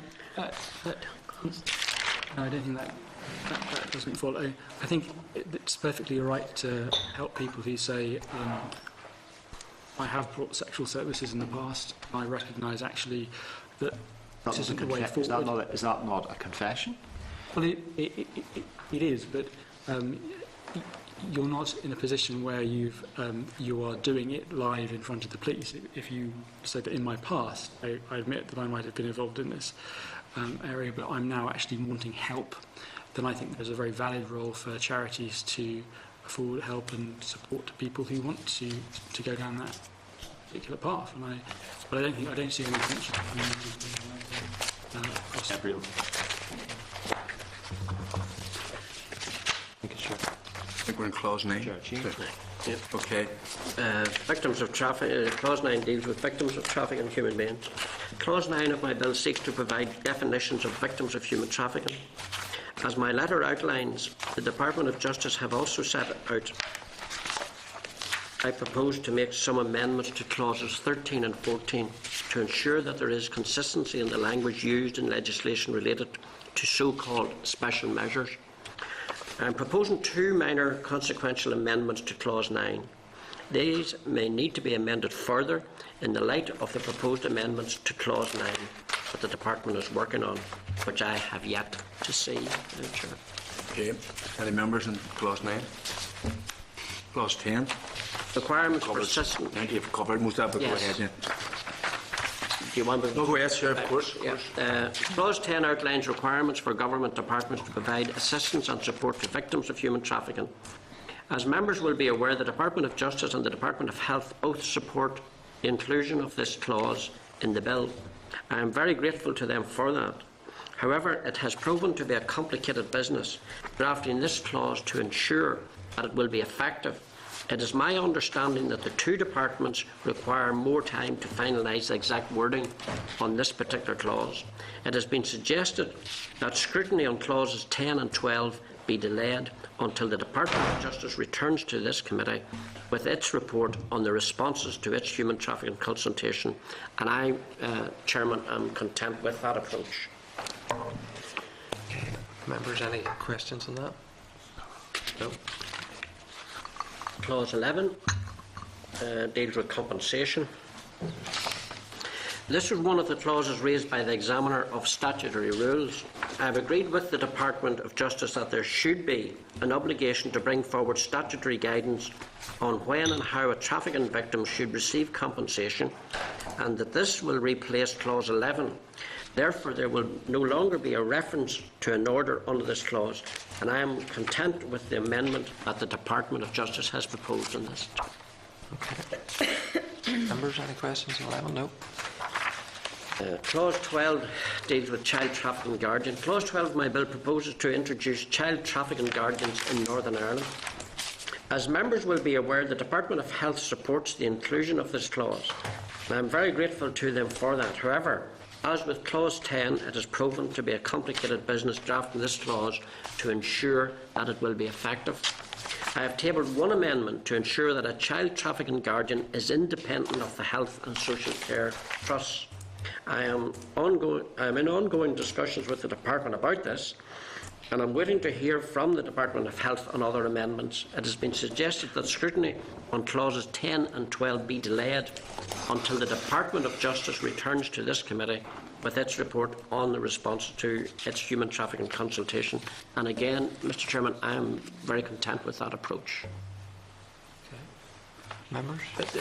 I just see, in terms of the independent person, are you now proposing that an employee, is that at every level within the health service? I don't think. Or is it, no, but, like, say, at a particular level? It means that a person cannot be employed by the department to do it. The best practice on child trafficking guardians is that they should be independent, so there is no conflict of interest. Independent from any statutory agency that is involved with providing services to them, so there is no conflict. Okay. Next clause. Clause 13 and 14. Mr. Chairman, if it's okay with you and the committee, I would consider these two together, clauses 13 and 14. Both of these clauses deal with special measures for victims of trafficking and slavery offences. And as my letter makes clear, I am very pleased that I have been able to work with the Department of Justice to agree that there should be an extension of so-called, in inverted commas, special measures to victims of human trafficking during the investigations and the court process. I have agreed with them that there need to be amendments to clauses 13 and 14 so that instead of referring to a victim, the clauses will refer to a complainant. Okay. Members? Clause 15, prevention. Clause 15 of my bill requires the Department of Justice to publish an annual strategy on human trafficking and slavery. As my letter makes clear, following my discussions with the Department of Justice, we have agreed that Clause 15 should be amended to ensure that the annual strategy covers matters related to training, investigation and prosecution. I am also supportive of their proposal to include awareness of the issues around non-prosecution of victims of human trafficking who have been compelled to commit an offence as a consequence of being a victim of trafficking, if Clause 8 should be removed. There remain some minor points of difference in the drafting of the clause, but by and large we are in agreement here. Okay, members? Just, Chair, Mr. ask Lord Morrow, the way that the additional revisions are, is that coming from yourself and the Department, Lord Morrow? Yes. That's some sort of agreement along those lines, I take it? Yes. That's what they can live with and we can live with, and okay. That's basically what we're up to. Okay. Right, okay. Clause 16, Chairman, this deals with Northern Ireland Rapporteur. Clause 16 of my bill would introduce a Northern Ireland-based national rapporteur who would scrutinise the work of government departments in this area. Since I published my bill, the draft Modern Slavery Bill has proposed an anti-slavery commissioner, with the Department of Justice, which the Department of Justice proposes to extend to Northern Ireland. And I think it is important for members to be aware that at the time that I suggested introducing a national rapporteur, the UK government had actually ruled out the idea of having one. They subsequently have changed their mind. And I acknowledge that there is a good argument for a national rapporteur to operate on a UK-wide level. However, I am unwilling to commit to removing this clause until more detail is available as to how this anti-slavery commissioner will operate in Northern Ireland. I am particularly concerned by the fact, as currently drafted, the proposed commissioner will only consider law enforcement and not areas such as victim support, which my proposed rapporteur would have the power to do. It is important that a rapporteur considers effectively the needs of Northern Ireland and our particular challenges, particularly the fact that we have a land border with the Republic of Ireland. Once it becomes clear that what the precise role of the Commissioner will be, I will make a decision with regard to this clause. And I apologise to members that I am not in a position to provide more detail on this at this particular stage. Mr. McCartney? It might not be a question for yourself, but is there, if you just cost it, any idea of the cost of it? It was specific here to the north. Is there a cost on that, or is that just? Yes, we did. We did do a cost. Is the explanatory? I mean, we can come back there. It's not. It's just. The explanatory memorandum, which came with the bill as originally presented, had a costing of 1.3 million, and this clause was in that, so that was factored into that. That was part of that figure. Okay. Clause 17, 18 and 19. And Mr. Chairman, you'll be pleased to know, maybe not, I have nothing more to add to regard to this clause. Okay. And then if there's no questions in respect of those amendments, can I thank you? Chairman, can I just bring you to one last issue that had been asked? That had been asked to include in my bill. It's around forced marriages, and I just wanted to bring that to the attention of the committee here today. That I intend. Well, a number of months ago, the Minister of Finance and Personnel wrote to me to ask whether I'd be happy for him to use my bill to create an offence of forced marriage. As my letter outlines, new offences of forced marriage have just been enacted as part of the Westminster Antisocial Behaviour and Policing Act. The new offences of forced marriages apply to England, Wales and Scotland. I could not see any reason why my bill could not be used with regard to forced marriage, and I hope that the committee are satisfied by this approach. However, I must confess that I do not have a significant amount of detail on this. So if members have questions, I will have to go back to the Minister of Finance to get the answers. But I thought it was proper that I should bring it to the attention of the committee that in all probabilities this clause will be in the bill. Okay, well, I think the committee last week agreed to get a briefing from the Department of Finance on this particular issue, but Mr Wells and then Mr McCarthy. My point was he going to refer to the forced marriage, and you have, so that's settled. It's similar. I mean, it's obviously in terms of scrutiny. Will it be DFP or come here? That's.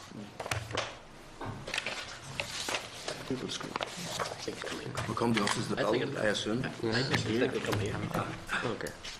I think we'll have to deal with it. Yeah. Okay.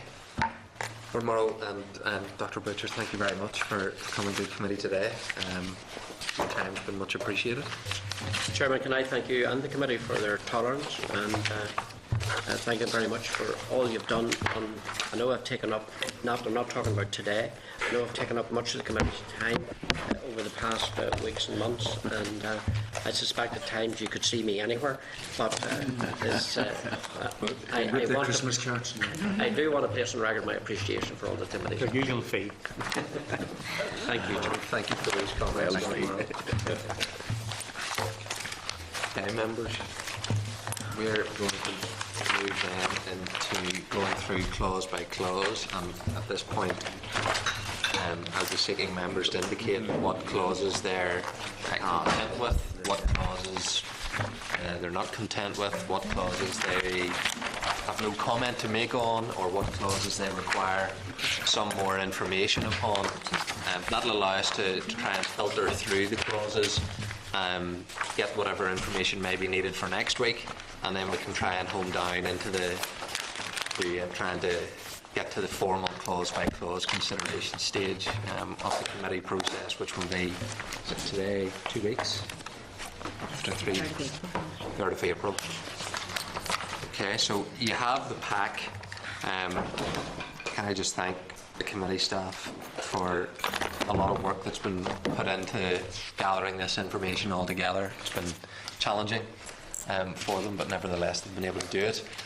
You've got in the table pack each clause with the amendments proposed by Lord Morrow. It then appears in red with lines deleted as to how it will actually appear in the bill. Some of it we're still awaiting. Lord Morrow's referred to a number where we haven't been able to do that, but by and large we've been as helpful as possible for members to be able to consider it.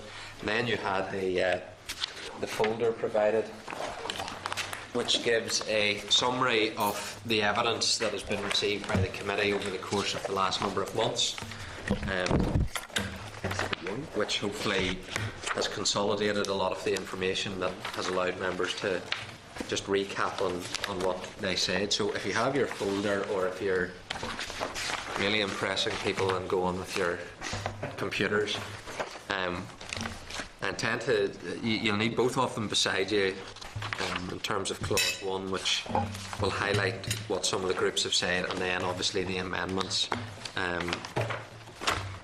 in the pack that's been there. So you'll need 2 pieces of paper to do this. So I'll go through each clause, and if members are then able to make their comments, that would be appreciated. The first one is Clause 1, which sets out what the bill means by a human trafficking offence and a slavery offence.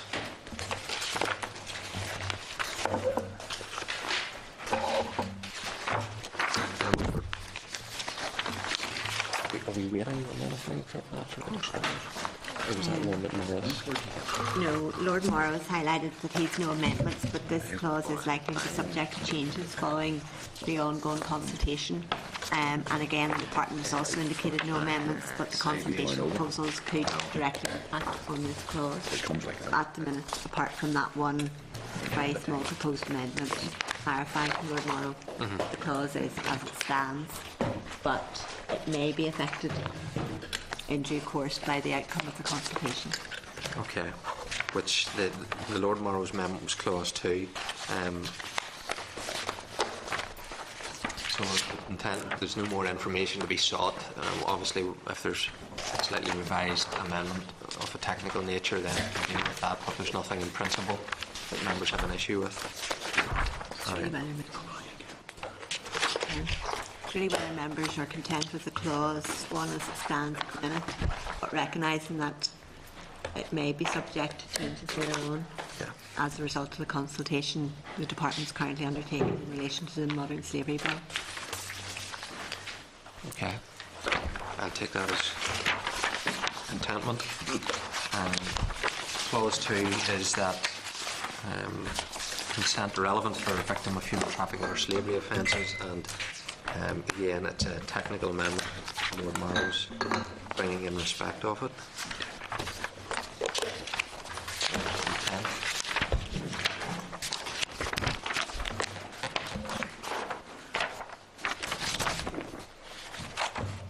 Okay. Clause 3 is the aggravating factors, which is laid out in the bill, of which there's been some amendments that Lord Morrow has been proposing, and also the Department has proposed some amendments. So members content with Clause 3 as with the proposed amendments? Okay.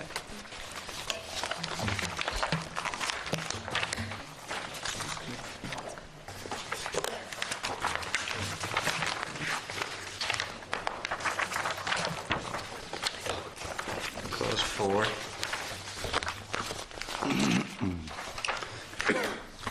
is the minimum sentence for human trafficking and slavery offences.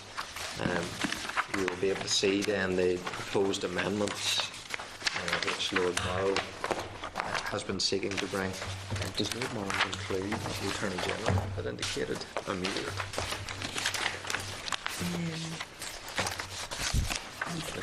So the Attorney General had suggested an amendment there as well, so let me just check. Attorney General. Lord Morrow, I think, is avoid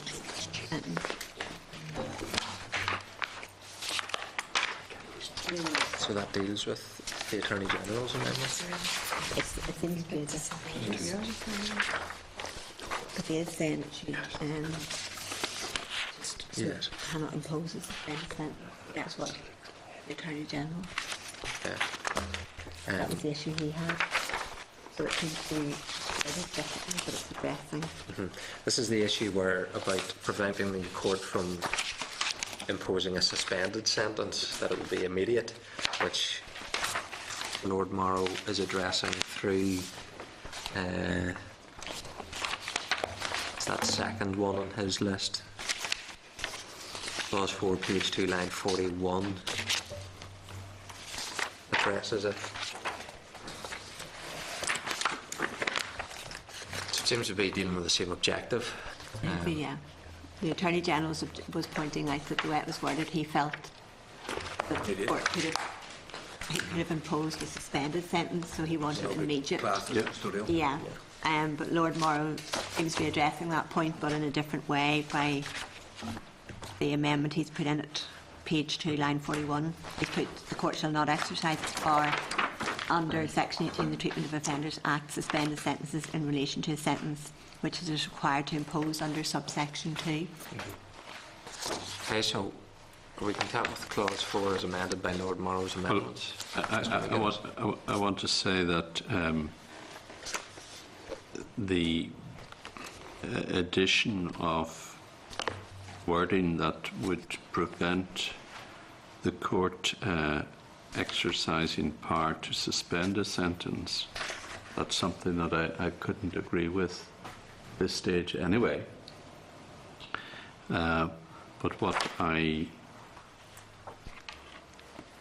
do agree with and welcome is at 3, clause 4, 3, if the court decides not to impose a custodial sentence under subsection 2, the court must state the exceptional circumstances of the offence or the offender. You see, I think that 4.2, the bit that has been added to 4.2, I don't think that's particularly necessary. If there's a power to not to impose a 2-year sentence, then I think the court should have the full power of not to impose it, instead of being obstructed or prevented to impose a suspended sentence. Okay. So that's... Did Lord Morrow's Olive not meet you halfway on that? I don't think he is with that. It would have to be clarified, but you might be correct. But I think, and if it was correct, would that meet your concerns? If it was, yes. If it allowed full discretion at that point, if a judge thought it was exceptional, there were exceptions. You don't object to the principle of forcing the judge to make the reasons known why? Oh no, I don't object to that. So No, it's the it's whether 4.2 is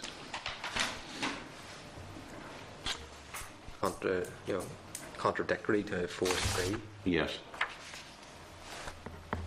I'm not certain that 4.2 is necessary. But anyway, we can look at that later. I'm just flagging that up. Okay. Chair, we've just had that general reservation around minimum sentences, but we'll come back to it. Okay. Probably goes without saying, but I same reservations as both parties. could you live with the court still having this discretion provided it explains the reasons?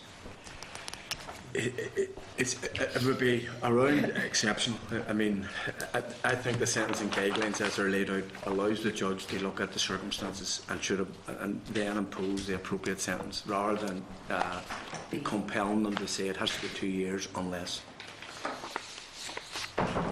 If I could be helpful in this sense, that the way I view it is that this particular clause would be persuasive on the court to impose a 2-year sentence, but not binding on the court to impose a 2-year sentence. That's the way I would look at it. Yeah. And one of the reservations would be that an appeal then can be lodged on the severity of sentence.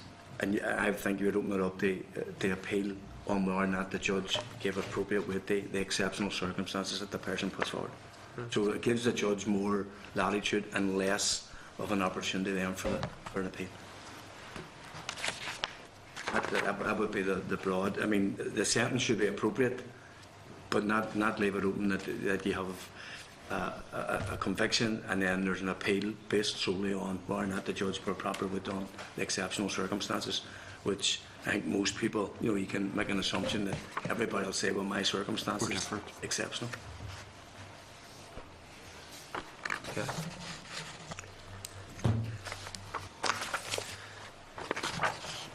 Right, well, we'll come back to it next week. I think I would like some clarity just about the clause for that 3 aspect, the exceptional circumstances, if by doing 4.2 means that actually you can't implement 4.3, that the exceptional circumstance precludes then a suspended sentence. Okay.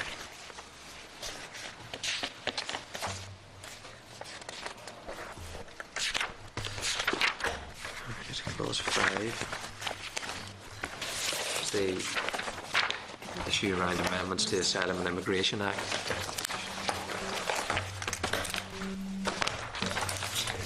We're waiting on from the department, and it'll be by way of a technical.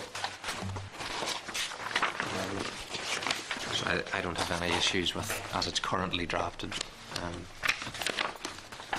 Well, Chairman, is it in order to clear all the clauses and come back to 6, or is that not correct? no, I'm taking us through clause by clause. So 6 is now. Oh, right. So clause 6. So, Take them as they come. Good try. All right, clause 6. Mr. Wells, I'll take your position first. well, I mean, I think, as Lord Morrow said, I've never seen a clause in any bill in this House ever subject to such scrutiny. I think that's about the only thing we're going to probably agree on today. We've seen huge support for this clause from very disparate groups such as Women's Aid, the Northern Ireland Human Rights Commission, the Irish Congress of Trade Union, various Christian church groups, the Church of Ireland, Catholic bishops. We've had a huge range of support for it. I think through our various discussions with witnesses, our views have been well articulated. And I personally think the bill without clause 6 is severely wicked. That unless you cut off demand for sexual services, then you will still have trafficking. And I know people have very profound views on this subject.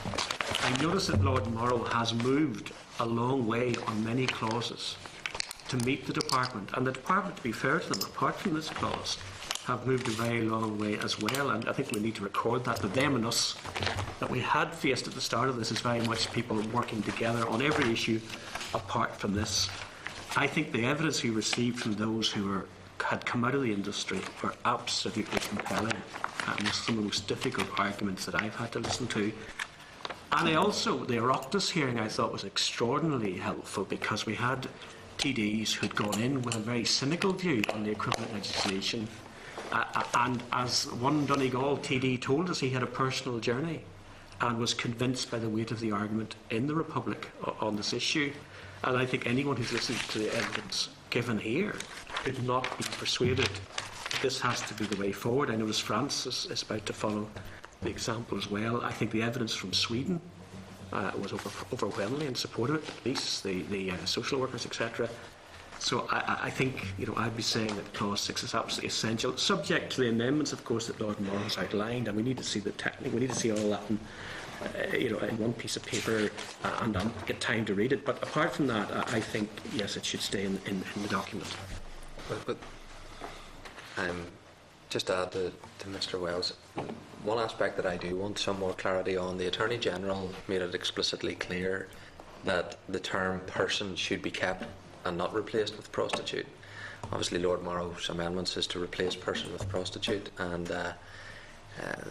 the AG's comments at the time was if this does become legislation to actually make it prosecutorial, it was better to retain person, because it was more difficult to actually prosecute prostitute. So I would like to ask the Attorney General for his opinion on person prostitute, so that next week, if we can have that. And Lord Morrow indicated it was on the basis of what the Public Prosecution Service had said as to why he's proposing this amendment. But I just want to make absolutely certain that if this is passed, that it actually is going to be an effective tool for the Prosecution Service. So I would like to bottom that particular aspect of the clause 6 out. Mr. McGuinness? Yes, I am content with the clause. I certainly am content with the intention of the clause and the amendments that have been brought forward. I think I'm happy with them. I actually prefer the prostitute to person. I think that might be a better way of expressing this clause. And I do recall what the EPS said. But I mean, obviously, if there's further advice in relation to this, either from the Attorney General or the PPS, it would be helpful. But at this point in time, content. Prediction. Chair, I very strongly welcome the comments that Lord Morrow made about the cooperation that there's been between the department and himself on this bill. And I think that they have more work which they can actually achieve things on. And so I think at this stage, I do not wish to come to a final conclusion with regards to Clause 6 until we see the final outcome of those deliberations.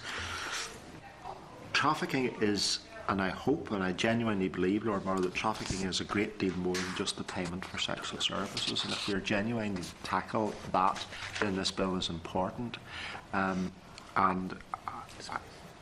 think that Clause 6 has been very difficult for everyone to deal with in the committee, but I certainly don't want to see... I feel that this bill is much bigger than just Clause 6, and it does deal with a very important issue. Lord Morrow made comment about the length of time it's taken the department to come to conclusions with regards to research in some of these matters. At least we should be content, Chair, that the Minister is and has accepted Lord Morrow's suggestion and the committee's suggestion as well that he should travel to Sweden, and I understand he's going the last weekend in March or the last few days in March to, as I understand it, undertake a similar investigation that we did as a committee, and that may also assist him and department officials who presumably will be travelling with him to confirm or alter their view with regards to a number of items which Clause 6 very firmly sits around. I note also that Mr Wells made comment to France. Although that was a headline piece in the news, my understanding is that the Upper House, whatever it's called, in France, has not seemed fit to move the legislation forward, and that may be where it sits, not moved forward. And I think also the Minister of Justice in the Republic has not intimated particular enthusiasm for moving forward the committee's views on similar legislation there either. These are genuinely not delaying tactics. This is about getting the best possible information, the best possible research. I listened and I understand the concerns that Lord Morrow has with regards to the length of time it takes civil servants to get the game in play and to undertake these things. But if we are to genuinely legislate to improve the lot of citizens in Northern Ireland, then it is important that we do this and we get it right. And I think for that, on that basis, I'm not prepared to indicate full support for Clause 6 at this point in time. Just a number of points. I mean, the first point is that we still would require more evidence, and we welcome the fact that the department is doing this research. Lord Morrow's point today about the time and the delay, I think it's something we should report back to the Justice Department, because I mean, my understanding of this, there is a stretch in the timeline. Lord Morrow can't bring a bill because the slavery bill, so he's going to leave. He's given the department a few months to try and do this. We have no issue in terms of trying to deal with issues around human trafficking and dealing with vulnerable people in prostitution, but we're not at this stage in a position to support that Clause 6 is the appropriate way to do it. You were in Dublin with us, and you heard the very powerful comments made by Patrick McLaughlin, PD, who came from a similar position, is now extremely supportive, indeed almost was a cheerleader for what Maurice is trying to do. Do you not see there's a discrepancy between the view that he clearly espouses and your party in the Turn Off the Red Light campaign and your view here? No, not particularly, because I mean that came up at the discussion in Dublin, and Patrick articulated. He went through all the sessions in the Oireachtas and come to his conclusion. No, we're doing the same here. So that's the process of scrutiny. That's the process of. I mean, Lord Morrow himself today said that some of the evidence which he's heard has allowed him to change his mind in particular aspects. We remain. Certainly, we want to deal with the issues. We could go into whether or not the two issues should be legislated at the same time, we would have a view on that, as had the Oireachtas Committee, and that was their recommendation, that they would be treated separately. So we're not convinced this is the best way of doing it, and we will ensure that whatever mechanism goes to deal with human trafficking and sexual exploitation, it will be the best vehicle possible. What do you see as an All-Ireland party, the only All-Ireland party? What do you see as the major difference in prostitution in the Irish Republic as opposed to Northern Ireland that makes us so radically different that we can't follow suit what the rest of Ireland are doing? Well, as Stuart's already said, the Minister there hasn't seen fit to move with legislation. So, you could make the argument, which William has made today, should we all park it, do we all do it at the one time, or we'll have a land border that's porous? I'm not talking about the Minister, but the very powerful stand that your party has taken on this issue in the Republic, in its support for the Turn Off the Red Light campaign, its support for the Oireachtas Committee report. What is the difference you perceive as an All-Ireland party that's just so fundamentally different here, what you would call the 6 counties, as opposed to the Irish Republic? There would be no difference, but people are entitled within our party, and the parties have accepted this, that we will scrutinise this legislation as it comes in front of us and make up our mind accordingly. And we will be informed, as we were by... You're saying you're opposing Clause 6, you're saying? No, I never said that. No, I never said that. Never said that. Well, Clause, there's issues that I have with it as well that I need to bottom out, so we'll come back to it next week. At this stage, I've heard what you've said, and well, you can correct me, but you haven't formally decided how to vote on this when it actually would come to this committee's formal, we haven't, and then the Assembly. Okay. Clause 7. Is requirements for resources for investigation and prosecution, of which there's amendments coming from the Department of Justice.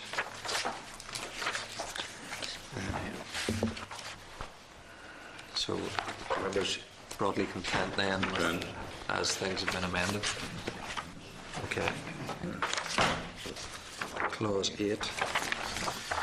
The non-prosecution of victims of trafficking in human beings. Obviously, you heard what Lord Morrow's had to say. He hasn't yet came to a decision on this particular clause. So I'll not press members today to decide on that one, but obviously, hopefully we'll be in a better position to know how Lord Morrow intends to proceed for next week, or at least the following week.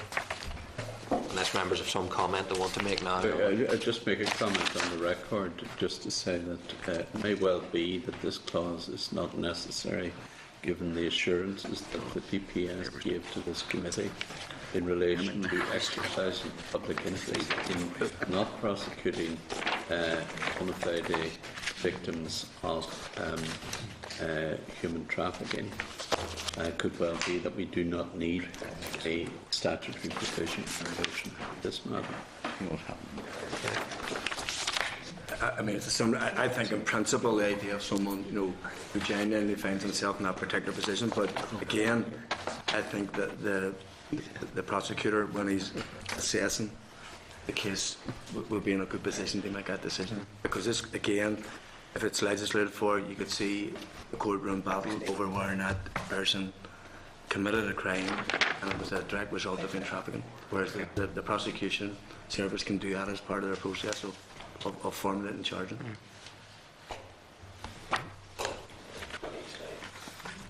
Clause 9 is victim of trafficking into human beings, which Lord Morrow's some amendments, and the department is to bring some to us as well. So I get here. So it'll be one that I think we'll need to come back to next week, when hopefully it's a bit clearer by way of the amendments that are coming forward. Okay, so we'll deal with it next week.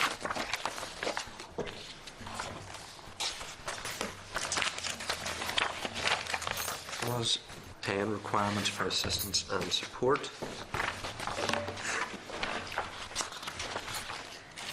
This is the amendment that Lord Morrow spoke about at the committee meeting this morning, or this afternoon. So are members content with what was in clause 10 and now with the addition of 10A, which is Lord Morrow's amendment?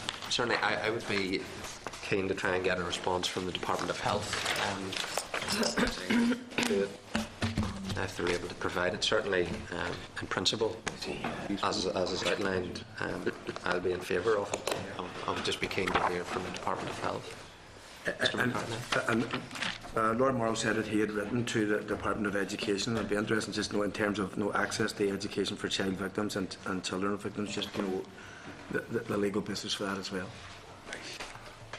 So we contacted the Department of Education on it. Well, I think just to complete that, the Department of Social Development also, I believe, has been written to as well. Yeah. Okay. So we need to get a response from the Social Development. Maybe I shouldn't make an assumption, but I am assuming that there is support provided from departments when victims are being identified. Albeit maybe not branded as victims of prostitution, but happy to ask for it.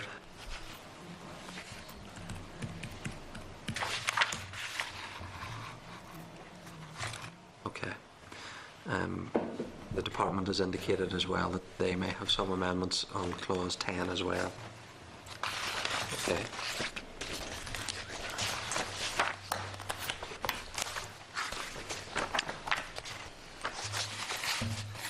Clause 11,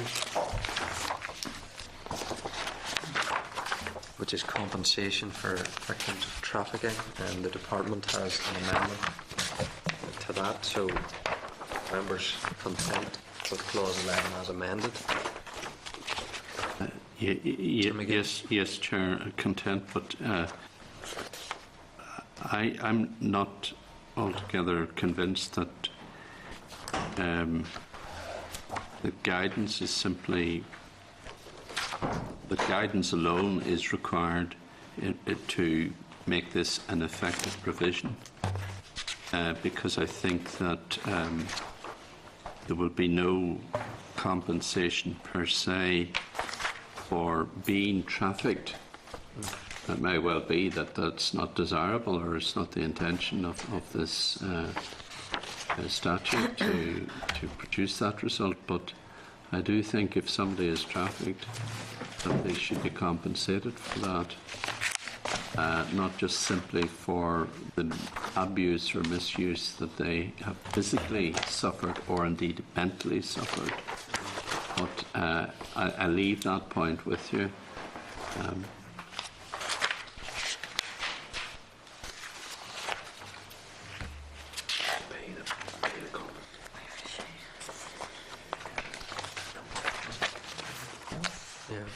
That was the department? Yeah.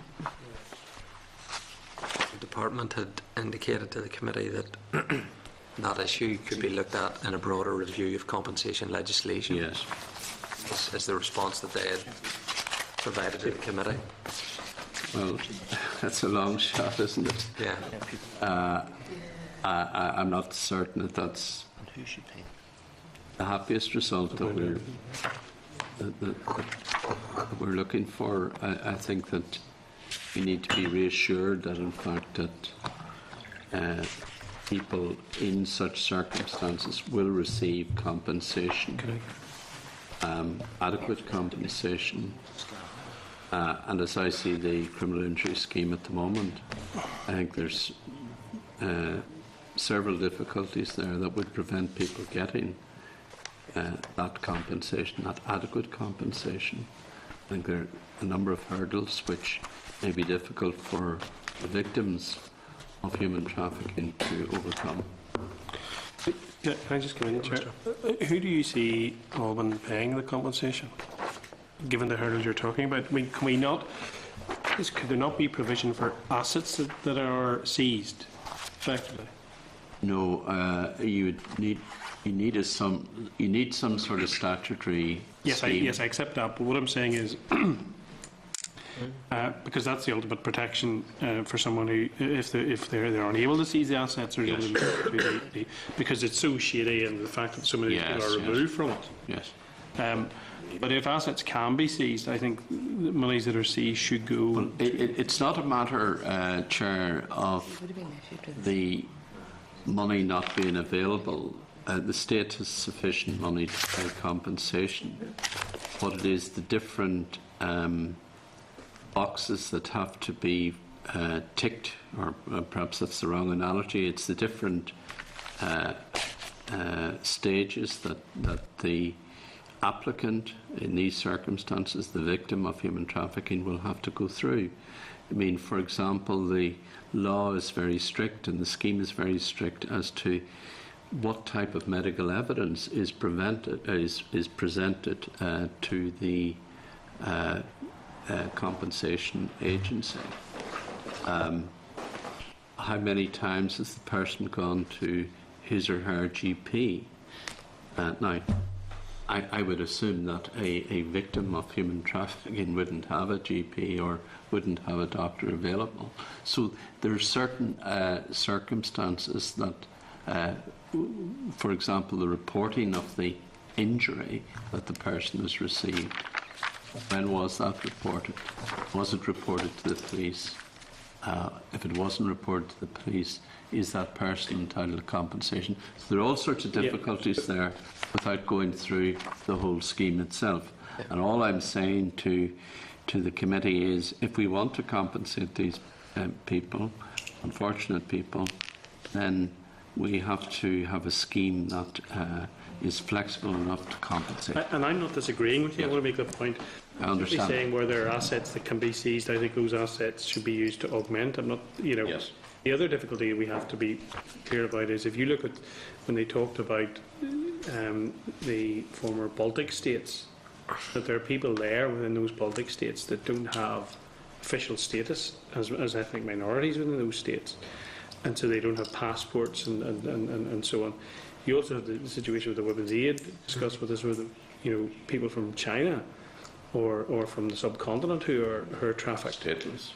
Yes. And then, which state pays the compensation? That's something which would could well enter us into those people into long, tedious legal battles. Whenever we need to get European Union countries to sign up to these things. In conclusion, Chair, all I would say is we need to look at that and satisfy ourselves that we can actually compensate people properly and adequately in such circumstances. But I'm not certain that the scheme, as it's presently arranged at this moment in time, even if you give proper guidance, would be in a position to do that properly. Well, we'll look at a way in which there may be something we could do that would give this place a bit more control over that. Yes. Certainly, the amendments that the department's brought forward, I have no difficulty with, because unlike what was previously drafted, their amendment specifically references victims of human trafficking. Yes. Then it does say the grounds in which compensation may be awarded under that order. Yes. Now, whether there's any way in which the guidance that will be issued, that the Assembly, there can be some recourse to the Assembly in that process, so that we have a role in looking at the grounds by which compensation could be awarded. Yes. We'll look at that to see if there's something that maybe we could do by way of an amendment to facilitate that. Yes. Thank you, Chair. Okay. All right, clause 12. Child trafficking guardian, to which there was one amendment from Lord Morrow. The members content with the clause as amended? Yeah? Content? Okay.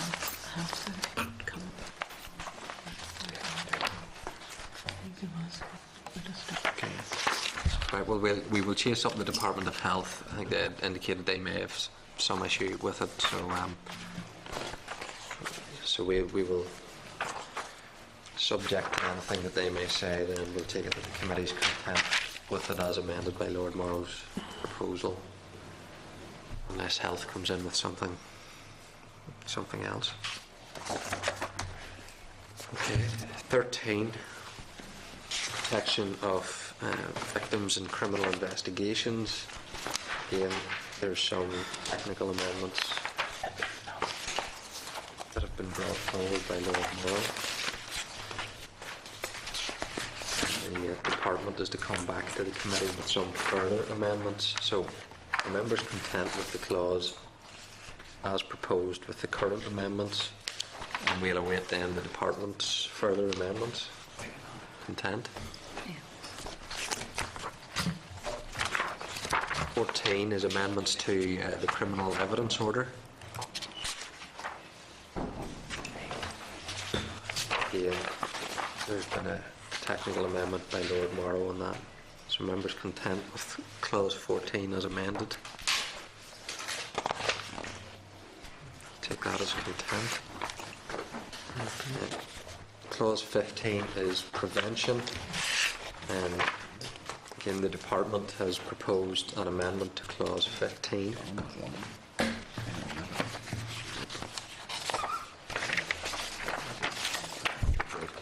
Lord Morrow touched on this one. I think they're pretty close to getting an agreement on it. So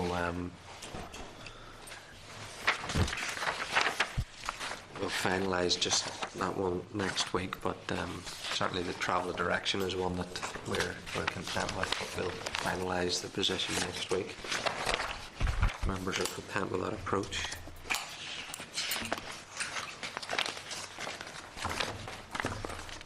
Clause 16 is around the National Rapporteur. And again, we heard what Lord Morrow had indicated in respect of the Anti-Slavery Commissioner, and that he's hoping to have some more clarity around that particular issue. So I'm content to wait just for a final outcome on that. Did any members have any comment to make around the National Rapporteur clause? Or we'll wait till next week? And okay.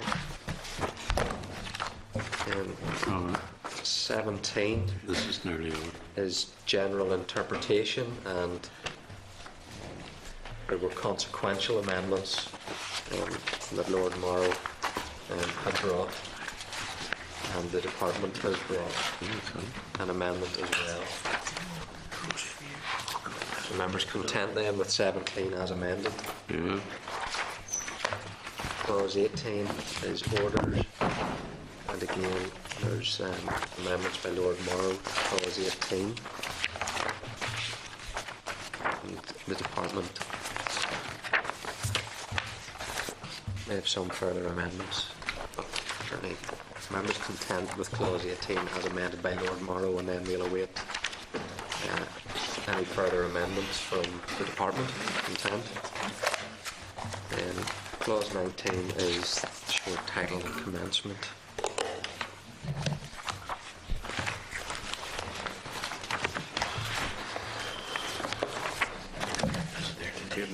Where did you go?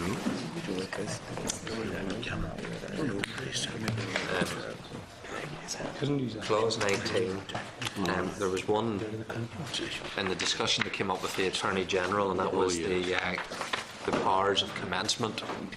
He had indicated he may wish to consider that the commencement is upon immediate receipt of royal assent.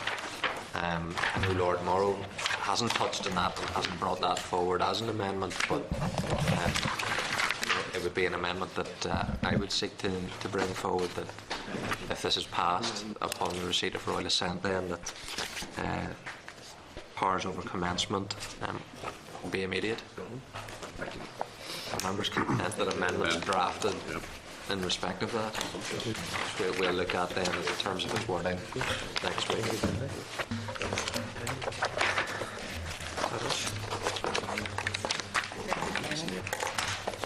Okay, well we'll pull together then for next week just a summary of what we've discussed and agreed on what we need to come back to for next week on this particular item. Can I just say, Lord Morrow said that he wasn't invited to part of the Swedish trip. Can I ask as an oversight? Let me take responsibility for that. Lord Morrow indicated he wanted to come along to the committee for the evidence that we were hearing from all of the police, and I'd indicated I didn't have a particular problem with that. He didn't become aware that we were having a secondary aspect of it until we were travelling to it. So that was, in my sense, the question. I only made him aware of what he had initially indicated he wanted to be there for. So that's how that happened. It wasn't deliberate or intentional in respect of not inviting him to come to that particular session. Then he chose not to go then when he was not aware of it. But we were travelling to it. It was a spontaneous. I made him aware we have another meeting to do with the committee. So it wasn't. That was There's nothing more to it. No conspiracy theory. If you're after one. Thank you. Because it was a committee visit. Lord Morrow made his own way there by way of expense and all the rest of it. He wasn't part of the official committee delegation. He wanted to go to hear the evidence that we were hearing from the government authorities. The committee obviously agreed to go to the second meeting. I didn't make Lord Morrow aware of that until very short notice. All right. Item 6 is legal aid.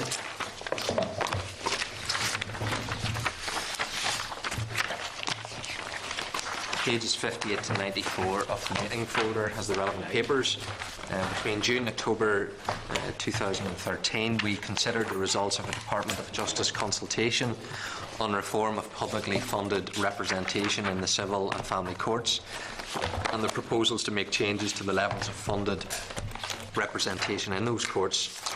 To assist consideration of the matter, the committee took oral evidence from representatives of the Bar Council and the Law Society, and departmental officials also attended to discuss the issues raised by both organisations. At the meeting on the 3rd of October, the committee agreed that it was content for the Stat Rule relating to the reform of publicly funded representation in the civil and family courts to be brought forward by the department.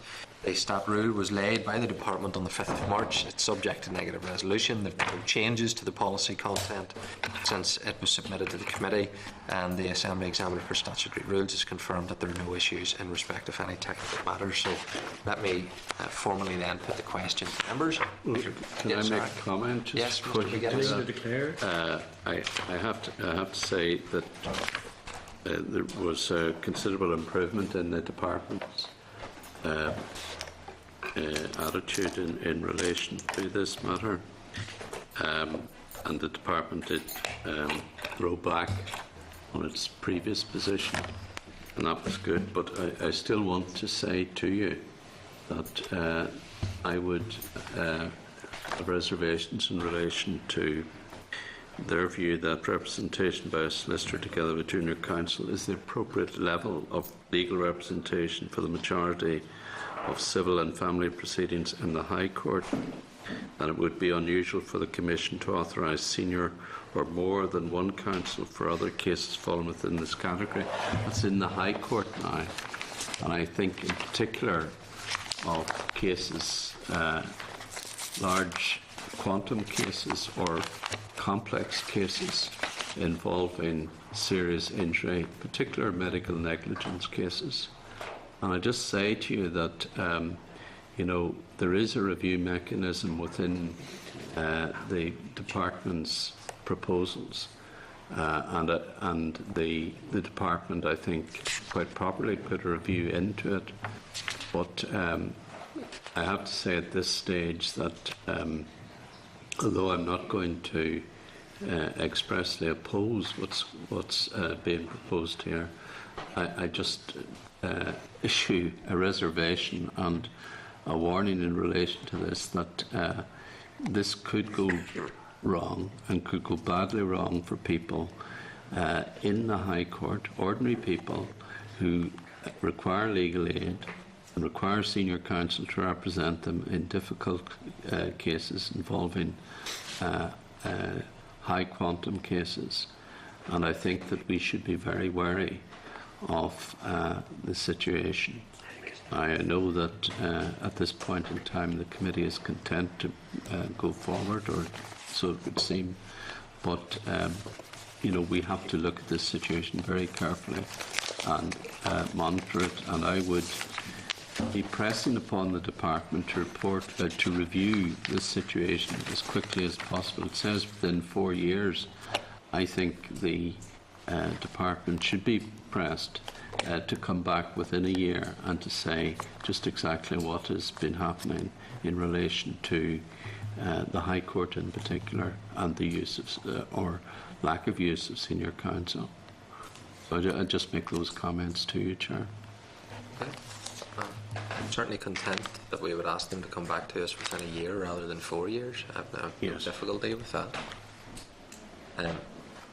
But your comments will be duly noted. So let me formally put the question that the Committee for Justice considered Statutory Rule 2014 number 64, the Legal Aid General Amendment Regulations Northern Ireland 2014, and has no objection to the rule. Agreed? Agreed.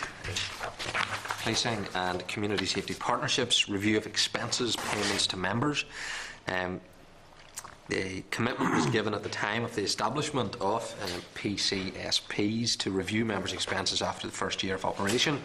During the first year of operation, the Joint Committee also received requests for a number of PCSPs seeking an increase in the number of meeting expense payments available to PCSP chairs and vice chairs in response to the increased representational demands upon these members. That review has been completed. The Department has provided a paper outlining the results of the review and the position in relation to payments of members' expenses for the rest of the current term of office, which will be to maintain the status quo for members, allowing them to claim payments of £60 up to 20 times per year, and to increase the limit of claims for chairs and vice chairs to 30 times per year. So it's for members to note that information. Item 8, update on Department of Justice Programme for Government Commitments. The Department has provided an update on progress in relation to the 7 commitments for which it has responsibility in the Programme for Government.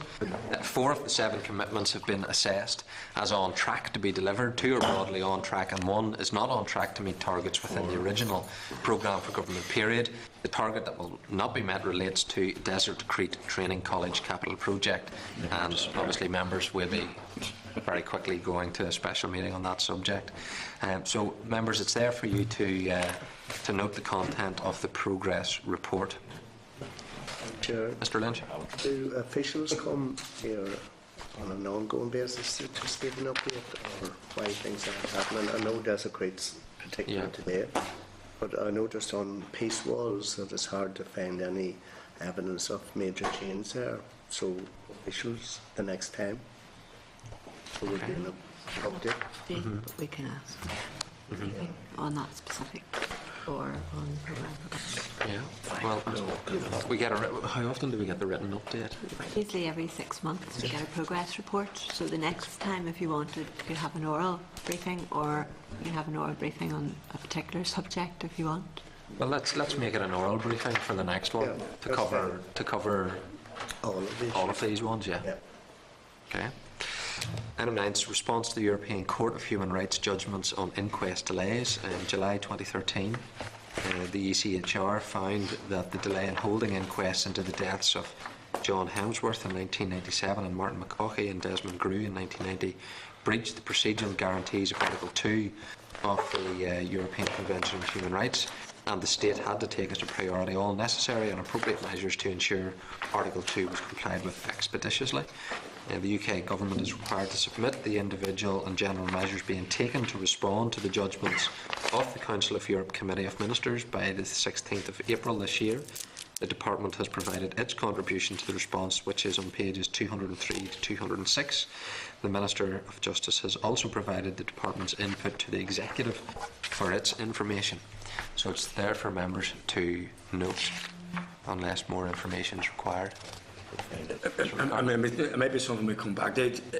2 things. It says here proposals for the creation of a legacy inquest unit. I don't think we've ever just asking for a briefing, maybe a written briefing. And I also just note that, last week and in previous times, in terms of the legal aid corner, we asked last week, and it was just said like it was something we needed to tidy up, but it seems to feature as one of the mitigating planks, which is fine. But the department didn't, sort of see it as one of their priorities when they just told us last week it was just something we had to do from 2000. So it's that type of information that we need. Well, if we're happy to ask for it, yeah, we will write to the department seeking it. Item 10 is judicial pensions.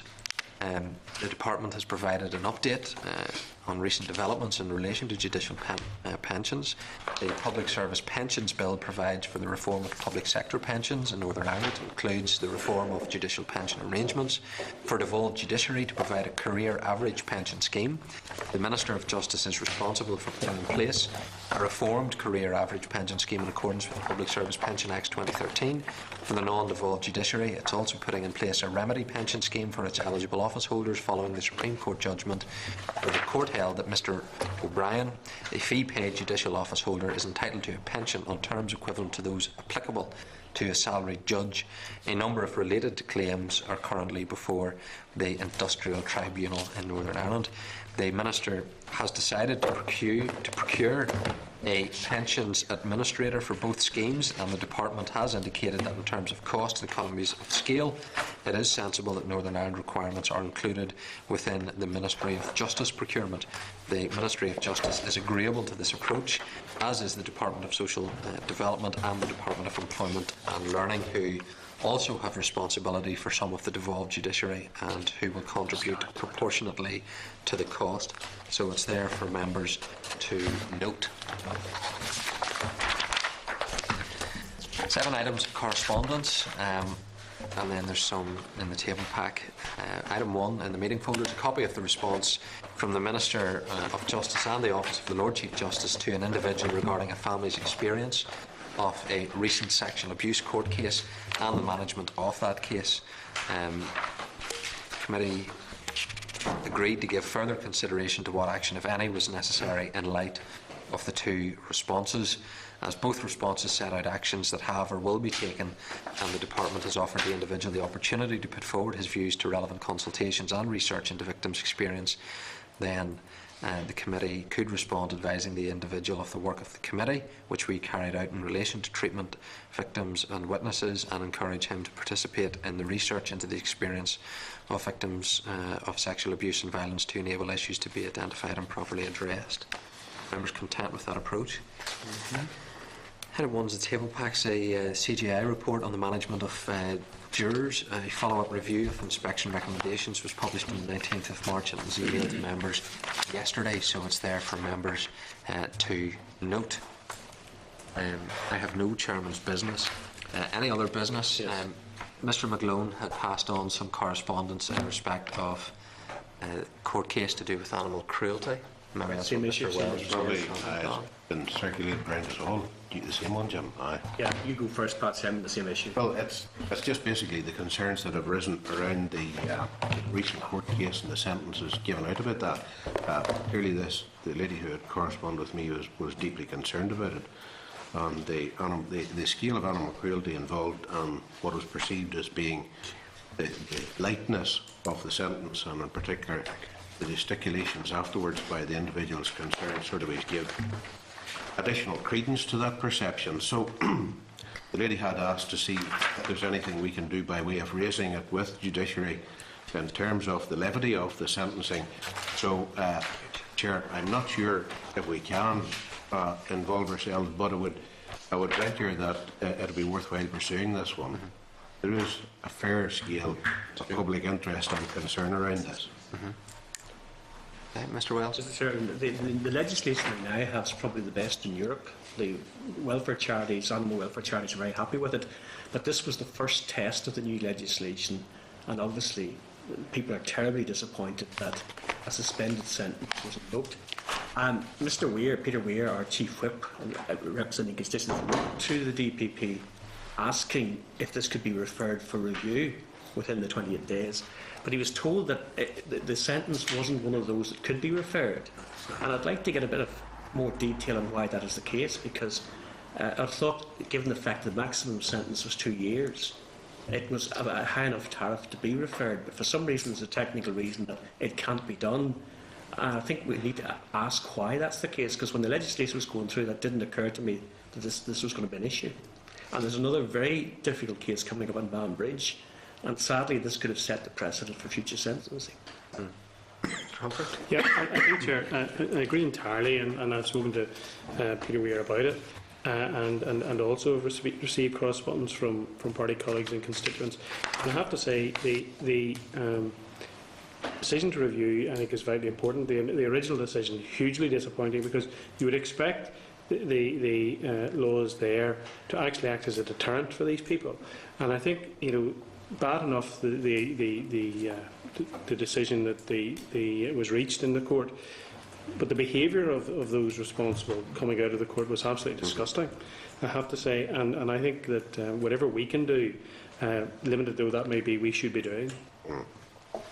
Well, I'm happy that we'd write to the PPS to find out why it's not being referred or can't be referred. We could put it on the list of issues to discuss with our annual meeting now that we have with the Lord Chief Justice to deal with judicial decisions, which he volunteered kindly last year and said he would make it an annual event. That was last May when he appeared, so near the time we'll need to give some thought as to what other areas we would like to discuss with the Lord Chief Justice, but certainly this may be one of them. Mr. McCartney. I think there's a list of offences which you can't ask for a sentence to be looked at, because away from animal cruelty was a domestic violence case, and I think because even in terms of actual bodily harm, you can't appeal for grievous bodily harm. You can, so there's a list of sentences you can't, and that may be just a piece of work we can look at in the future. Yeah. Okay. No other business? Could we get some sort of response that, as a committee, would think and take on board what we can or cannot do? Yes. That we can say or give to our constituents, as a number of people expect us to do something in relation to the likes of this animal cruelty. And it's something maybe we can't do much about on the present time anyway. Well, we can write to the PPS. I think we can raise it when the Lord Chief Justice comes before us. So there's two aspects I think we can do something on. But let's get the response.